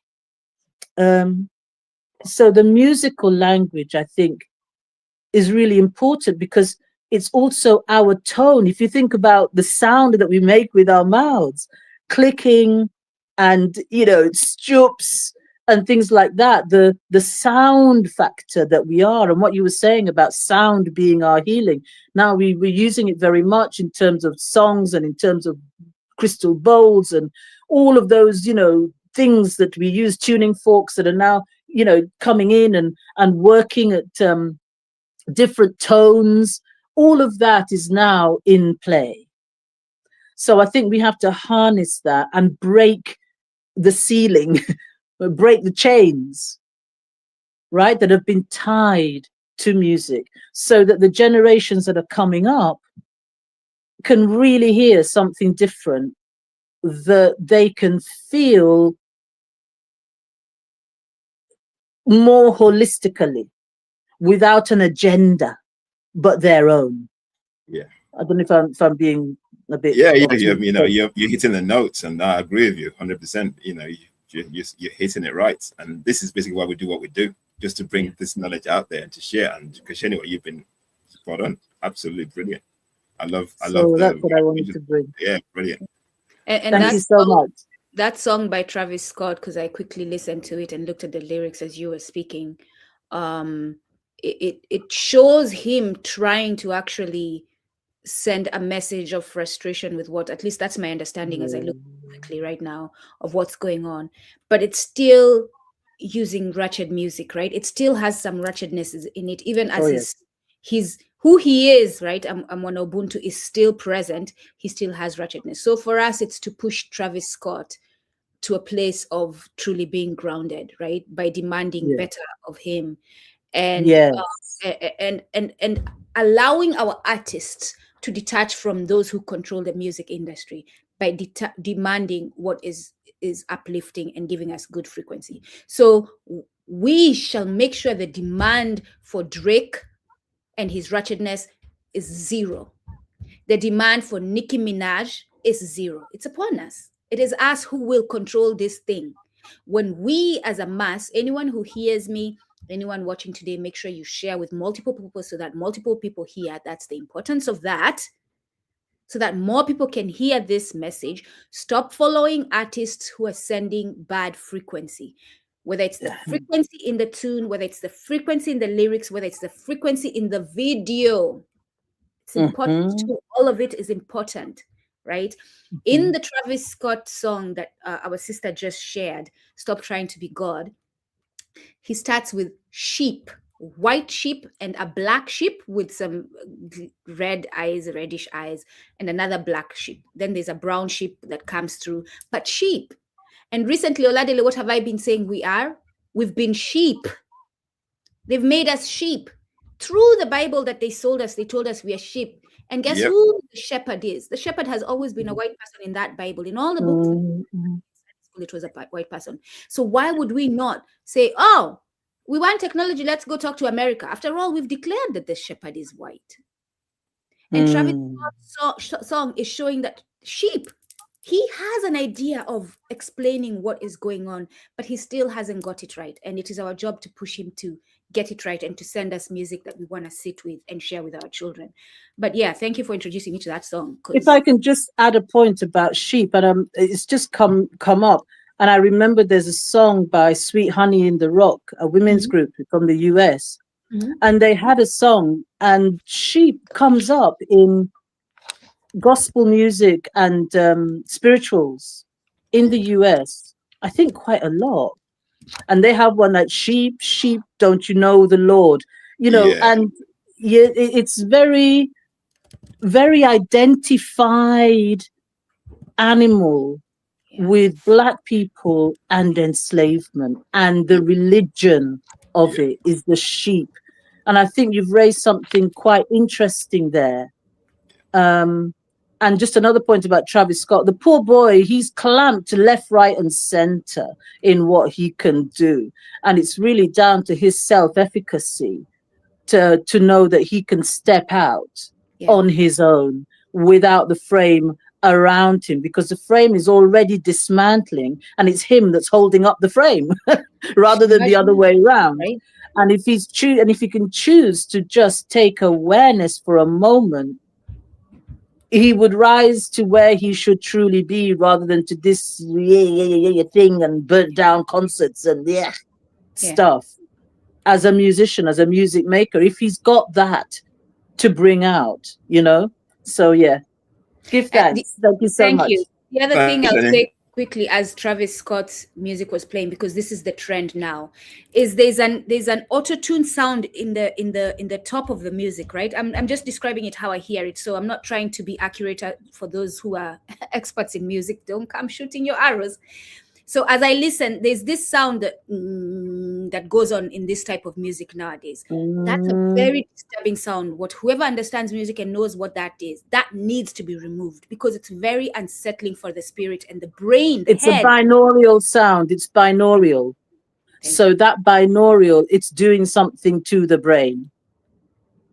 And as a constant, it's there. Yeah. And so again, what level is it coming in? What frequency is that playing on from the 440, with 440 being the so-called kingpin? I don't know. I'm not an expert. And it would What be it great made me feel was unsettled. I couldn't I felt that what I'm doing is what I felt. Yeah. So and that that's unsettling is what we've always been placed in. We've been placed to be constantly on the move, and constantly moving and be unsettled, not settle anywhere. Even when we are settled, our spirit, our sense of not steadiness is there. Do you know And what we call them? These white people, we in Ubuntu, do you know what we call them? You said that. You know what we call them? Yeah, go on, We call them wazungu. You know what that comes from? Muzungu. It comes from kizunguzungu or kuzunguka. So when you zunguka so much, you get kizunguzungu, dizziness. So kuzunguka means you don't settle. Yo, for real. They are forcing us into who they are. Wow. And we've always thought they want to be us, but actually, no.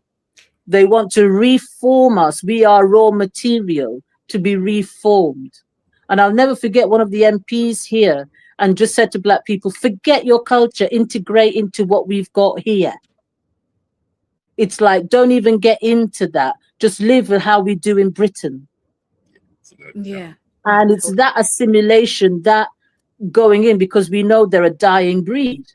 Yes. So this is their survival strategy, is to, imprison the raw material, which is what we are. And we walk as it. It's very interesting. Very quickly, I don't want to stay long, but I watched what's his name, Billy Carson video, and he was talking about who we are, and he was saying, let's say, forget numbers as such, but the number is relevant. 101,1350 million years there has been human life. And he said, all of us, we're all the same age. We're all 1,350 million years old. Of the African, yes. The DNA, right? Even if it's new DNA that was formed after 1,000 million years, after 500 million years, or yesterday, it's still out of continuity, however much it may have changed. And I kind of think, the idea that we live for eternity and what our body is, the biggest organ, the obvious organ is our body. And that's what they plug into holistically, including frequency. Yeah. Okay. Thank you so much. Thank you so Thanks, much. Christiane. Thank you. I wanted to compliment Kishani before you left. Oh, she's gonna stay. No, she I'm can here. stay. Yeah. Okay. Yeah, I wanted to thank you very much for your insights. I was listening very intently, and also for your mention of Sweet Honey in the Rock as a gospel group. That was very timely, and I'm glad you mentioned them as well. I wanted to say, if I could, just to the panel that's on now, is everyone familiar with I would call it a genre of music from historically Black colleges? Is everyone familiar with the Black college marching band? Oh yes. Okay. Now in the chat, Oladide and Nduku, you might see where I just wrote a message. Mm-hmm. Oh, you did? Oh, no. Okay. Kishani, stay and away from camera if you can, but just stay in case we need you. Yeah. Thank you. Yes. I wrote a little message that you might be able to see in the studio chat. That is. Would you like me to share it in the public comments? Yes, that's fine. And it says Bethune-Cookman University's marching band rendition of a 1983 megatune by Renee and Angela called "My First Love." And sometimes, depending upon where people are in the U.S. and other places, they may get a chance to hear various what we call HBCU marching bands. But this particular university did a on-field marching band rendition of that tune. I didn't know whether you might want to check it out, but play it maybe. But I sent the link to it.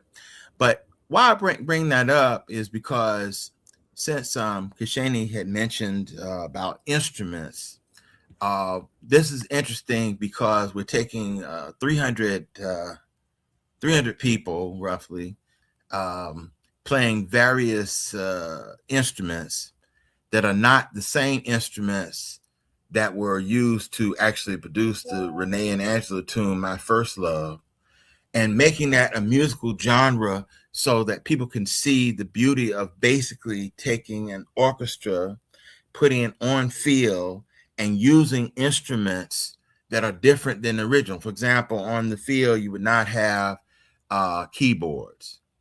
You would not have stringed instruments. So the only instruments you would have would be your ngoma, percussion instruments, and wind instruments, horns and flutes and clarinets. Okay, so I thought people might find it interesting if they were to actually play the original tune that they can find on YouTube, My First Love for Renee and Angela, and compare that to what the marching band was able to do and how it sounded. The tune is only 3 minutes.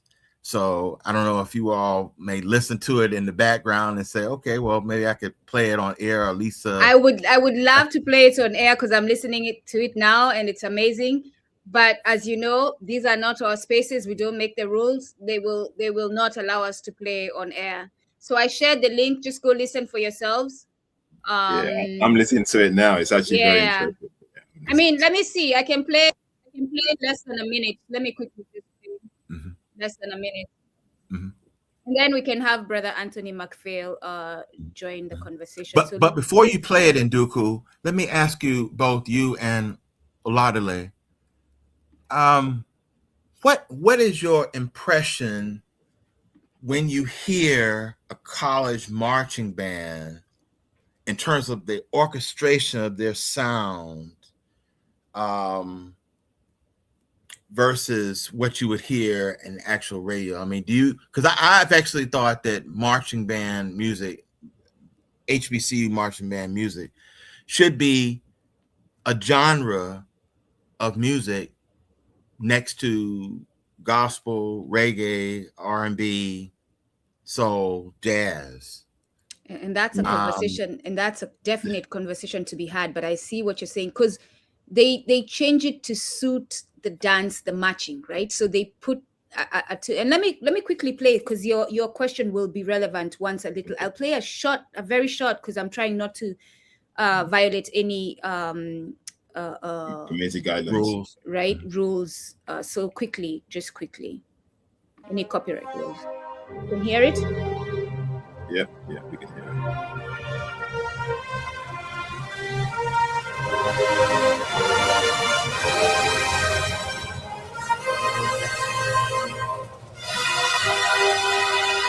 I'm gonna move it forward.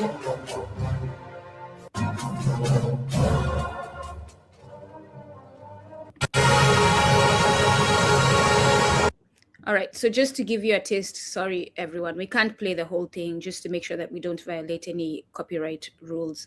But you get the idea of that music. For me, that the energy that music gives me, and it's interesting because it's done in a sort of communal way. It's an orchestra, right? Essentially. Yes. And it sends that message. It sends that message of unity. That music, if you're by yourself, it feels you connected to others. Unity. It sends that message of coming together, and it builds you up and all that. So that's the energy I get from that. As far as your question as to whether it needs to be a genre on its own, I do believe it should be, because it's different. The way it's played, the way it sounds is different from a regular orchestra. Yes, you'll have orchestras that sound like that, especially when they're prepared, like doing songs for movies and stuff. But there is definitely a sound that when you hear, you know it's a marching band. And I'm new to the marching band, so, and I know what I've been hearing, and it sounds different. And the preservation of some of the old R&B that you started out with at the onset of the show is actually being preserved through the HBCU marching bands. Yay. Because they perform many of those tunes for the audience at at U.S. football games and other spaces. So in order to create the tunes, the band directors have to be able to go back to the original tunes and rewrite the tunes to suit the type of instruments and sound and projection that would actually be on the field. Yeah. And that's very classic. And what has happened now is that the marching bands have been getting so much shine until now there are HBCU marching band competitions in various cities in the United States at various stadiums. What I would love to see would be to take, if the money is there, to take maybe 4 or 5 of the noted HBCU marching bands and have them to perform as a kind of a competition on the continent in various spaces. Or another idea could be at the halftime of a soccer match in Kenya or Nigeria or Zambia or wherever on the continent, to have as a halftime performance one of these groups to perform at the half. That would be great. Even more powerful if it's a World Cup situation or the African Cup situation, right? Forget the world. If it's an African Cup situation, that would be really, really great. Or even something organized by us all. We can decide, F the government, F the African Union, and we as a people, I come from Kenya with a few other Kenyans, my brother from Nigeria with a few Nigerians, that they unite, South Africa, we all unite and we decide, okay, let's see if we can talk to some players. Let's see if we can talk to these people who play, coordinate something, even if it's going to be high school, whatever, we coordinate and say, we're going to invite a school from the United States, a marching band, and we're going to have them play to introduce this, to show you that they have sustained culture, that they have culture, Because I just said music shapes our culture, and the marching band is everything about music and culture. So Asante Baruti, quickly, let's have Anthony McPhail join us. My brother McPhail has been supporting Oladele from the beginning. Whether I am on top or down, up, down, sideways, he's always been here. So I appreciate him, brother McPhail. Thank you, Anthony. Thank you very much, my brother. Well, peace and blessings to everybody, man. How y'all doing? Good to hear your voice, bro. Yeah, man. You know, I love this platform, you know, reclaiming our narrative, man. You know, I love Sister Nduku, man. You know, she's a great inspiration. And I wanted to touch on the music part and on something I wanted to say about the Kwanzaa part. But I say this right now, that it was back in, I think around, I'm old enough, I'm an older guy now. I'm old enough to remember that back in 1975, I think it was, you know, the Gremlin, the world famous Gremlin marching band actually went to Africa. Oh, they went to the continent and they performed. I'm trying to remember right now. It might have been Liberia. I'm not sure. But I know they went. They did a tour of Africa, of West Africa. Yeah, you know so you know the marching bands, the HBCU, the Black marching bands. They have made a presence in Africa, you know, on the continent. Nice. And one time, you know, that was a time was more consciousness back then at that time. And I want to say that what I was just want to say, man, y'all was having a deep conversation, especially the sister, about the frequency and the vibration. I heard the brother say about the vibration. I said, okay, I'm 58. I'll be 59 in February. Now, and you've literally witnessed the change. You have lived it.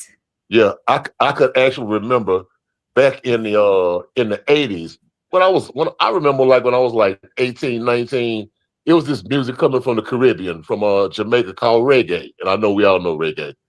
And man, I was just like, man, what is what is this music? Like Peter Tosh, you know what I'm saying? And Bob Marley and the Wailers and so many groups, Pablo Moses, Burning Spear. And I can remember that the connection that it gave us with African people all over the world. You know what I'm saying? It was the height of the apartheid era in Southern Africa. You know what I'm saying? What was going on in Zimbabwe and in Namibia. You know what I'm saying? And I was like, we had so much consciousness back then, with the music. Yeah. You know what I'm saying? We had so much consciousness, like with the reggae connecting us, with our brothers and sisters on the continent. And I literally seen it go from say hip hop, for example, go from Stetson Sonic making a song called AFRICA, Africa, to the bullcrap that we got now. You know what I'm saying? I mean, I literally seen so many groups like it was these brothers from New York City called the X Clan. And just check out X Clan. I know the brother, you know about X Clan. You know what I'm saying? So much, I mean, this great Black consciousness, African-centered music to the NWA music. You know what I'm saying? To running around somebody kill niggas and stuff and making it popular to call ourselves niggas. Yeah. You know what I'm saying? And call our sisters bitches. You know, all of this foolishness. You know what I'm saying? Mm-hmm. I literally seen that. I seen when the pants started falling off their asses and shit. That you know what I'm saying? And you know what else I noticed, Brother McPhail? The brothers started singing with no shirts. All of a sudden, it became about showing the body. Back in the day, they were fully clothed. Yeah. The sisters wore long dresses, like come on. And they wore African African-inspired clothing and everything. Nina Simone, you can't. If you see Nina Simone on stage before she opens her mouth, you think she just landed from like some country somewhere. You know? Yes, exactly. I mean, there was so much consciousness, and it went. I mean, it was definitely, like you said. One thing, I'll go back to the Billie Holiday song, "God Bless the Child That Has His Own." That means, like, when you making music and you making music for other people, you got to dance to their tune. Yeah. You know what I'm saying? You know. I mean, I'm saying we have to make our own music. We have to own our own labels, our own institutions. In Duku, you talk about this all the time. Having our own thing, reclaiming our narrative. And reclaiming narrative, you got to have your own thing. You know what I'm saying? You can't you can't do what you want to do on somebody else's platforms. You know what I'm saying? You can, but then shut that down. You know what I'm saying? So I mean, you got to have your own. We have to. Go ahead. No. I just wanted to say hello to you. I thought you had ended, but I just wanted to say hello to you. Oh yeah, peace, brother. How you doing, man? Yeah, man. I just wanted to know if you could comment on the on your comment that's on the screen right now about Roy Ayers again about I was just going to say that, and also if you would say something, if you can, about go-go music. That would be thank you. That's a new one too to me. I just heard about it. So I don't know what that is. Yeah, thank you. It's new to my brother the go-go too. Music. Speak about the go-go music out of DC. Thank you. Speak about Roy first. Speak about Roy Ayers going to Loving Africa and playing with Fela. And I just recently learned about, oh my God, why am I forgetting their name? I'll remember the name and then I'll tell you. A rap group playing Fela's music. The first time I was with a friend and he played it and I was like, yo, what is this? And they were combining their music with Fela's. They're a very revolutionary group. I'll put it and you will know. Dead Prez. Yes, Dead Prez. Dead Prez. So, and a bunch of artists joined them to do that. So please speak about Roy Ayers playing with Fela. Yeah, Roy Ayers was a brilliant brother, man, and he loved Africa, with all his heart, man. He loved African music, culture. He came from out of a time in the late '60s into the '70s where you had guys like this brother y'all heard of James Mtume, who just died a couple of years ago. Mtume, he put out an album called Kawaida. You know what I'm saying? Back in the early '70s, it was a lot of African-centered music back then. Dale Jones, brother Dale Jones, Positive Vibes, all that, with the jazz fusion kind of type of movement coming from out of the late '60s and into the '70s. But Roy and Fela got together and they did a whole album. They did a whole album together. You know, you can find the album on YouTube if you want to. You know, you can find it. Yeah. Yeah, but they did a whole, and the interesting part was like they had interludes where Roy was talking to Fela, actually what certain Yoruba words meant. You know, and Fela was explaining what this word meant. You know, and he was he was basically, it was a teaching process too. You know, educating the African that had left a long time ago. You know what I'm saying, and coming back, you know, to himself, to his consciousness, to her consciousness. You know what I'm saying, and being helped, because a lot of times, you know, it's like the other way around. You know, the narrative that we had the other way around will let us go teach. No, you know, let us go back and learn. You know what I'm saying? Instead of us going over here, because I mean, when you don't have the right consciousness, you go back and try to tell a brother, sister, or a cousin that you coming from something that's alien to both of y'all. You know what I'm saying? You coming from a Western mentality. You know what I'm saying? Well, see, that's part of the reason why we're in the mess we're in, because we forgot our own thing. You know what I'm saying? Like I said, reclaiming our own narrative. You know, reclaiming our own narrative. And so, you know, we got to look at it like, no, we can go back and learn from our people. No, because we got to learn from the root. You know, and not from this from this Western garbage that both of us, you know, the guy with these colonized minds that we had. You know, black people, we almost in Stockholm syndrome now. You know what I'm saying? It's really what we have. Stockholm. You know, that's what our brother Steve Biko was saying about the mind of a colonizer in the hands of a colonizer. You know what I'm saying? Yeah. And so, but yeah, man, that was a great moment in time, man. Where Africans on this side of the world got with Africans on their side of the world. You know what I'm saying? It made a beautiful thing happen. You know what I'm saying? With Fela and Roy Ayers, man. Yeah, it's a beautiful album. The album is called Anthony. The album's got Upside Down, isn't it? Music of Many Colors. Yeah, exactly. Music of Many Colors. Beautiful. I tried music of many colors. Yeah. And I'm gonna share too the link, Dead Prez with Fela tunes. But thank you, brother. Speak to Gogo Music, the DC Gogo Music, please, and then we'll wrap it up. Okay, yeah. Gogo Music, and excuse me, Gogo Music out of DC. You know, it's a music. It has a strong African vibe. You know what I'm saying? It has a strong African vibe. I mean, you had a group called EU, Experience Unlimited, from out of DC, who was like one of the biggest proponents. But it was this brother Chuck Brown, you know, who was like, he's basically looked like he died some years ago, but he's known as the godfather of go-go music. But it's a music with a strong vibe. You know, it goes back to the 70s, you know, the late 60s and early 70s, with a strong African vibe. You know what I'm saying? When you hear the beats and the bongos, you know what I'm saying, the drum out of, you know. So yeah, I mean, it's hard to just explain it, man. You have to go back and listen to some of the music, you know, to get a better vibe than what I can explain to you. But yeah, I mean, it was definitely like in the 90s, it was definitely a popular genre of music, you know, for a brief minute. But like I said, they came and dumbed us down with all that gangster rap and all this degenerate garbage that we listen to now. You know what I'm saying? Like the sister was saying on those frequencies and those beats. You know what I'm saying? It's just like I said, you had all of that strong Afrocentric music. You know, all that music that was uniting all of these African people. They said, well, we can't have that, man. So and then next thing you know, he came up with niggas with attitude. You know what I'm saying? And all this garbage. Exactly. And then that's the beginning of the downfall. And I want to say briefly before I knock off. I heard y'all was talking about what it was, the sisters, Sweet Honey and the Rock. You know, had the sisters of the Calabash, different groups like that. And Lady Smith, Black Bombazzo, and all these groups of people, you know what I'm saying? And who in the 90s they did Sounds of Blackness. All of those people were collaborating with each other. Yep. You know, at one time, you know, they did music with each other, you know, all those groups. But what the other part that I wanted to say before go ahead. No, go ahead.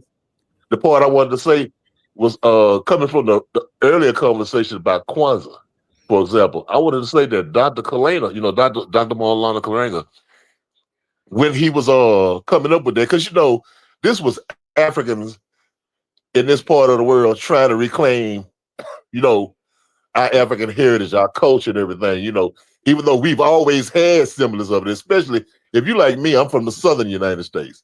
And so we always have a strong African center-based culture at the root, even though a lot of people don't know it. They don't call it, you know, like here, like we have, it's all, a lot of people were from, those Africans came from West Africa, from Central Africa, particularly the Bakongo culture. And we have like things like what was known back in it's called roots. It's called roots, you know what I'm saying? I don't know if you know about roots. Some people call it hoodoo.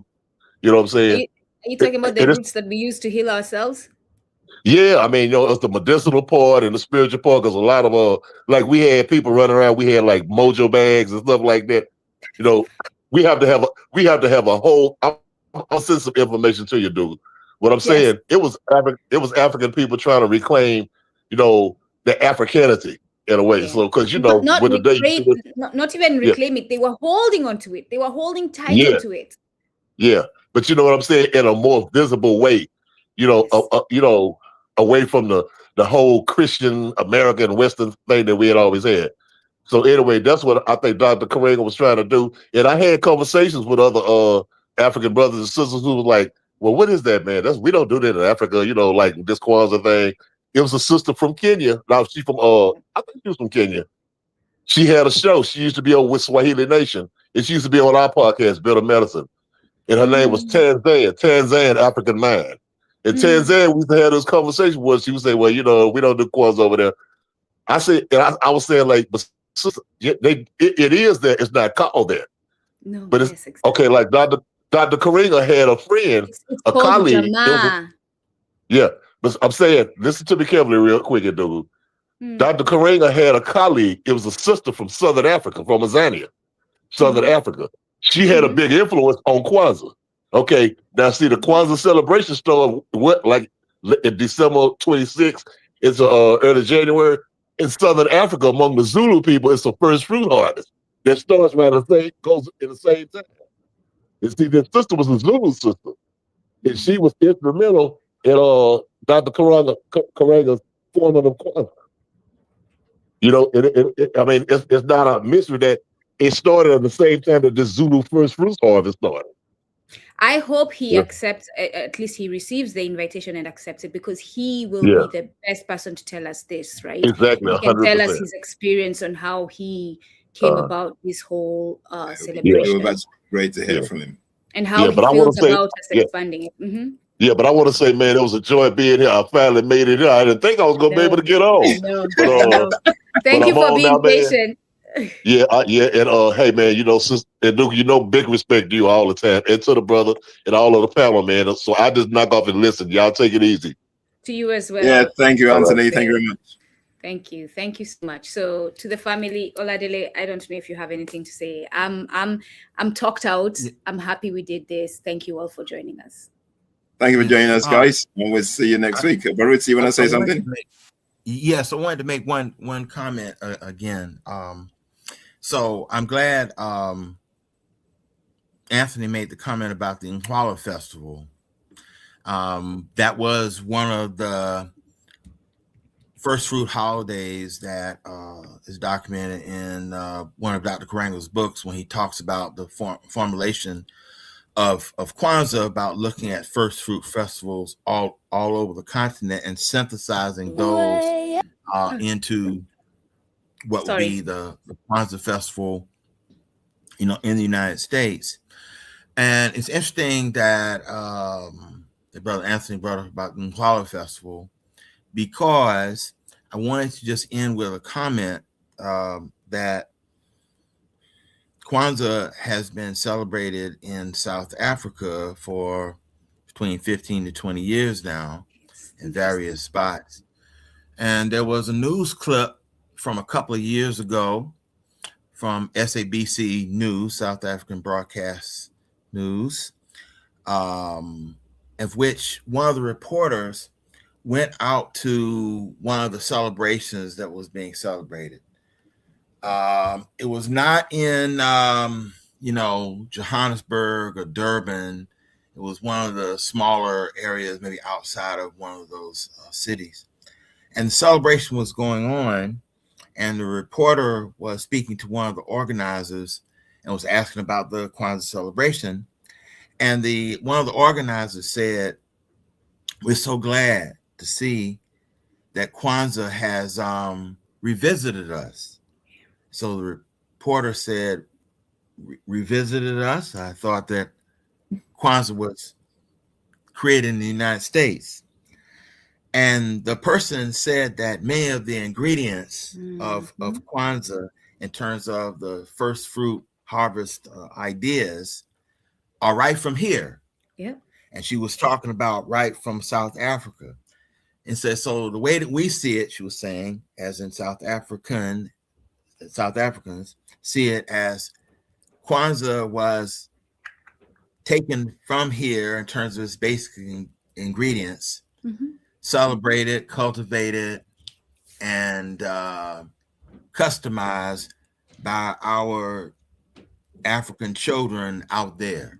And it's so that when we see us celebrating Kwanzaa in South Africa, we see what our children have done out there coming back home to where it started.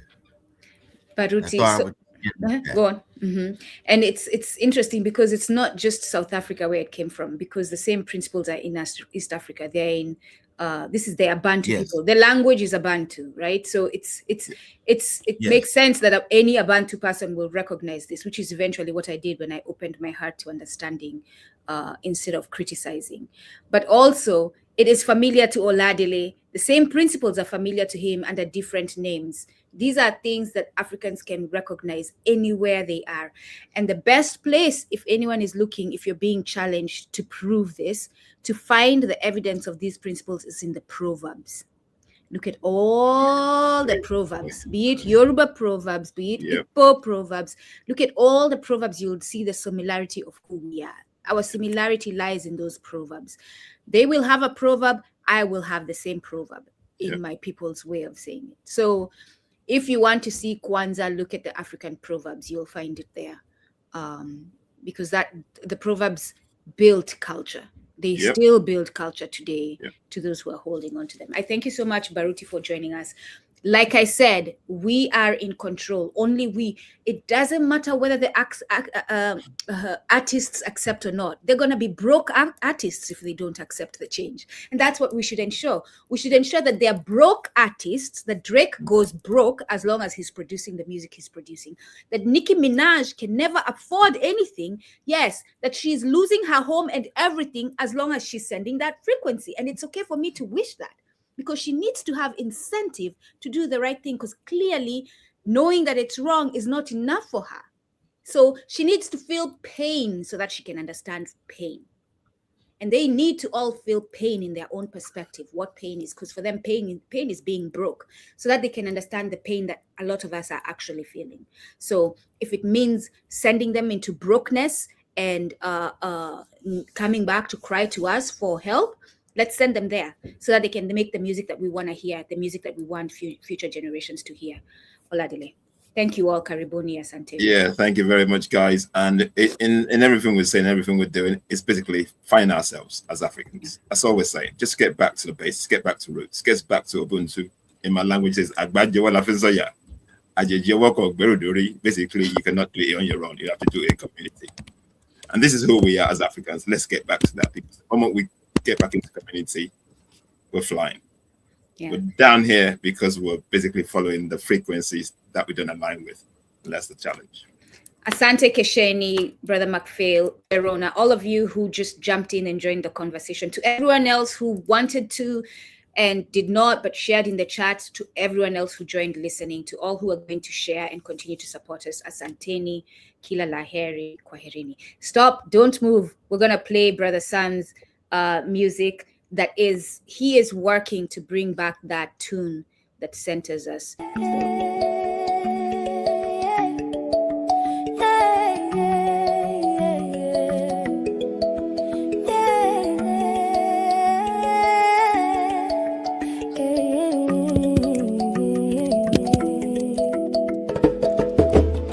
Walichora mipaka kwa rula katika viumba bila jua, wakigawanya ndimi na damu kwa taji za bahari ya bluu. Waliita falme makabila, milki yetu vijiji vidogo. Ardhi ilipokataa, walisema lazima yanguke. Sisi ni zaidi ya mistari, zaidi ya karatasi tu. Tulikuwa falme kabla yao, tutainuka wao watakwisha. Mito iendeshe njia zake, dunia kale iseme. Kalamu haiwezi kufunga watu wanaokumbuka jana.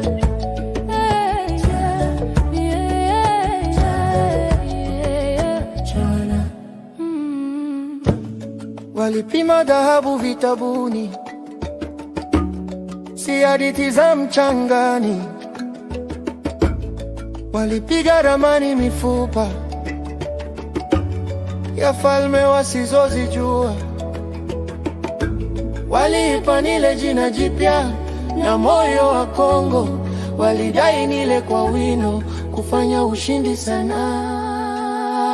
Sisi ni zaidi ya mistari, zaidi ya karatasi tu. Tulikuwa falme kabla yao, tutainuka wao watakwisha. Mito iendeshe njia zake, dunia kale iseme. Kalamu haiwezi kufunga watu wanaokumbuka jana.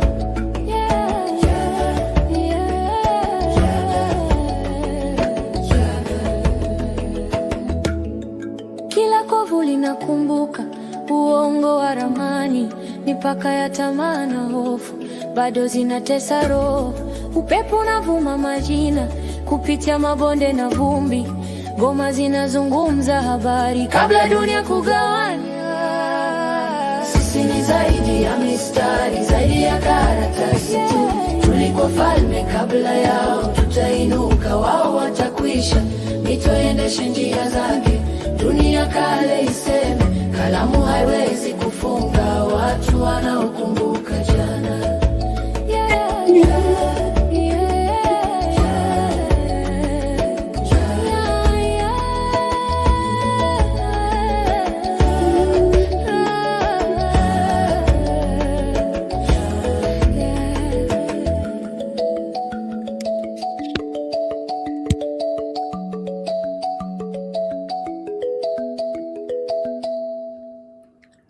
So quickly, I wanted to share Brother Sam's paste there quickly. I didn't do that. This is where you can follow him on Instagram if you want to see the music that he's going to be producing, if you want to have that calming music.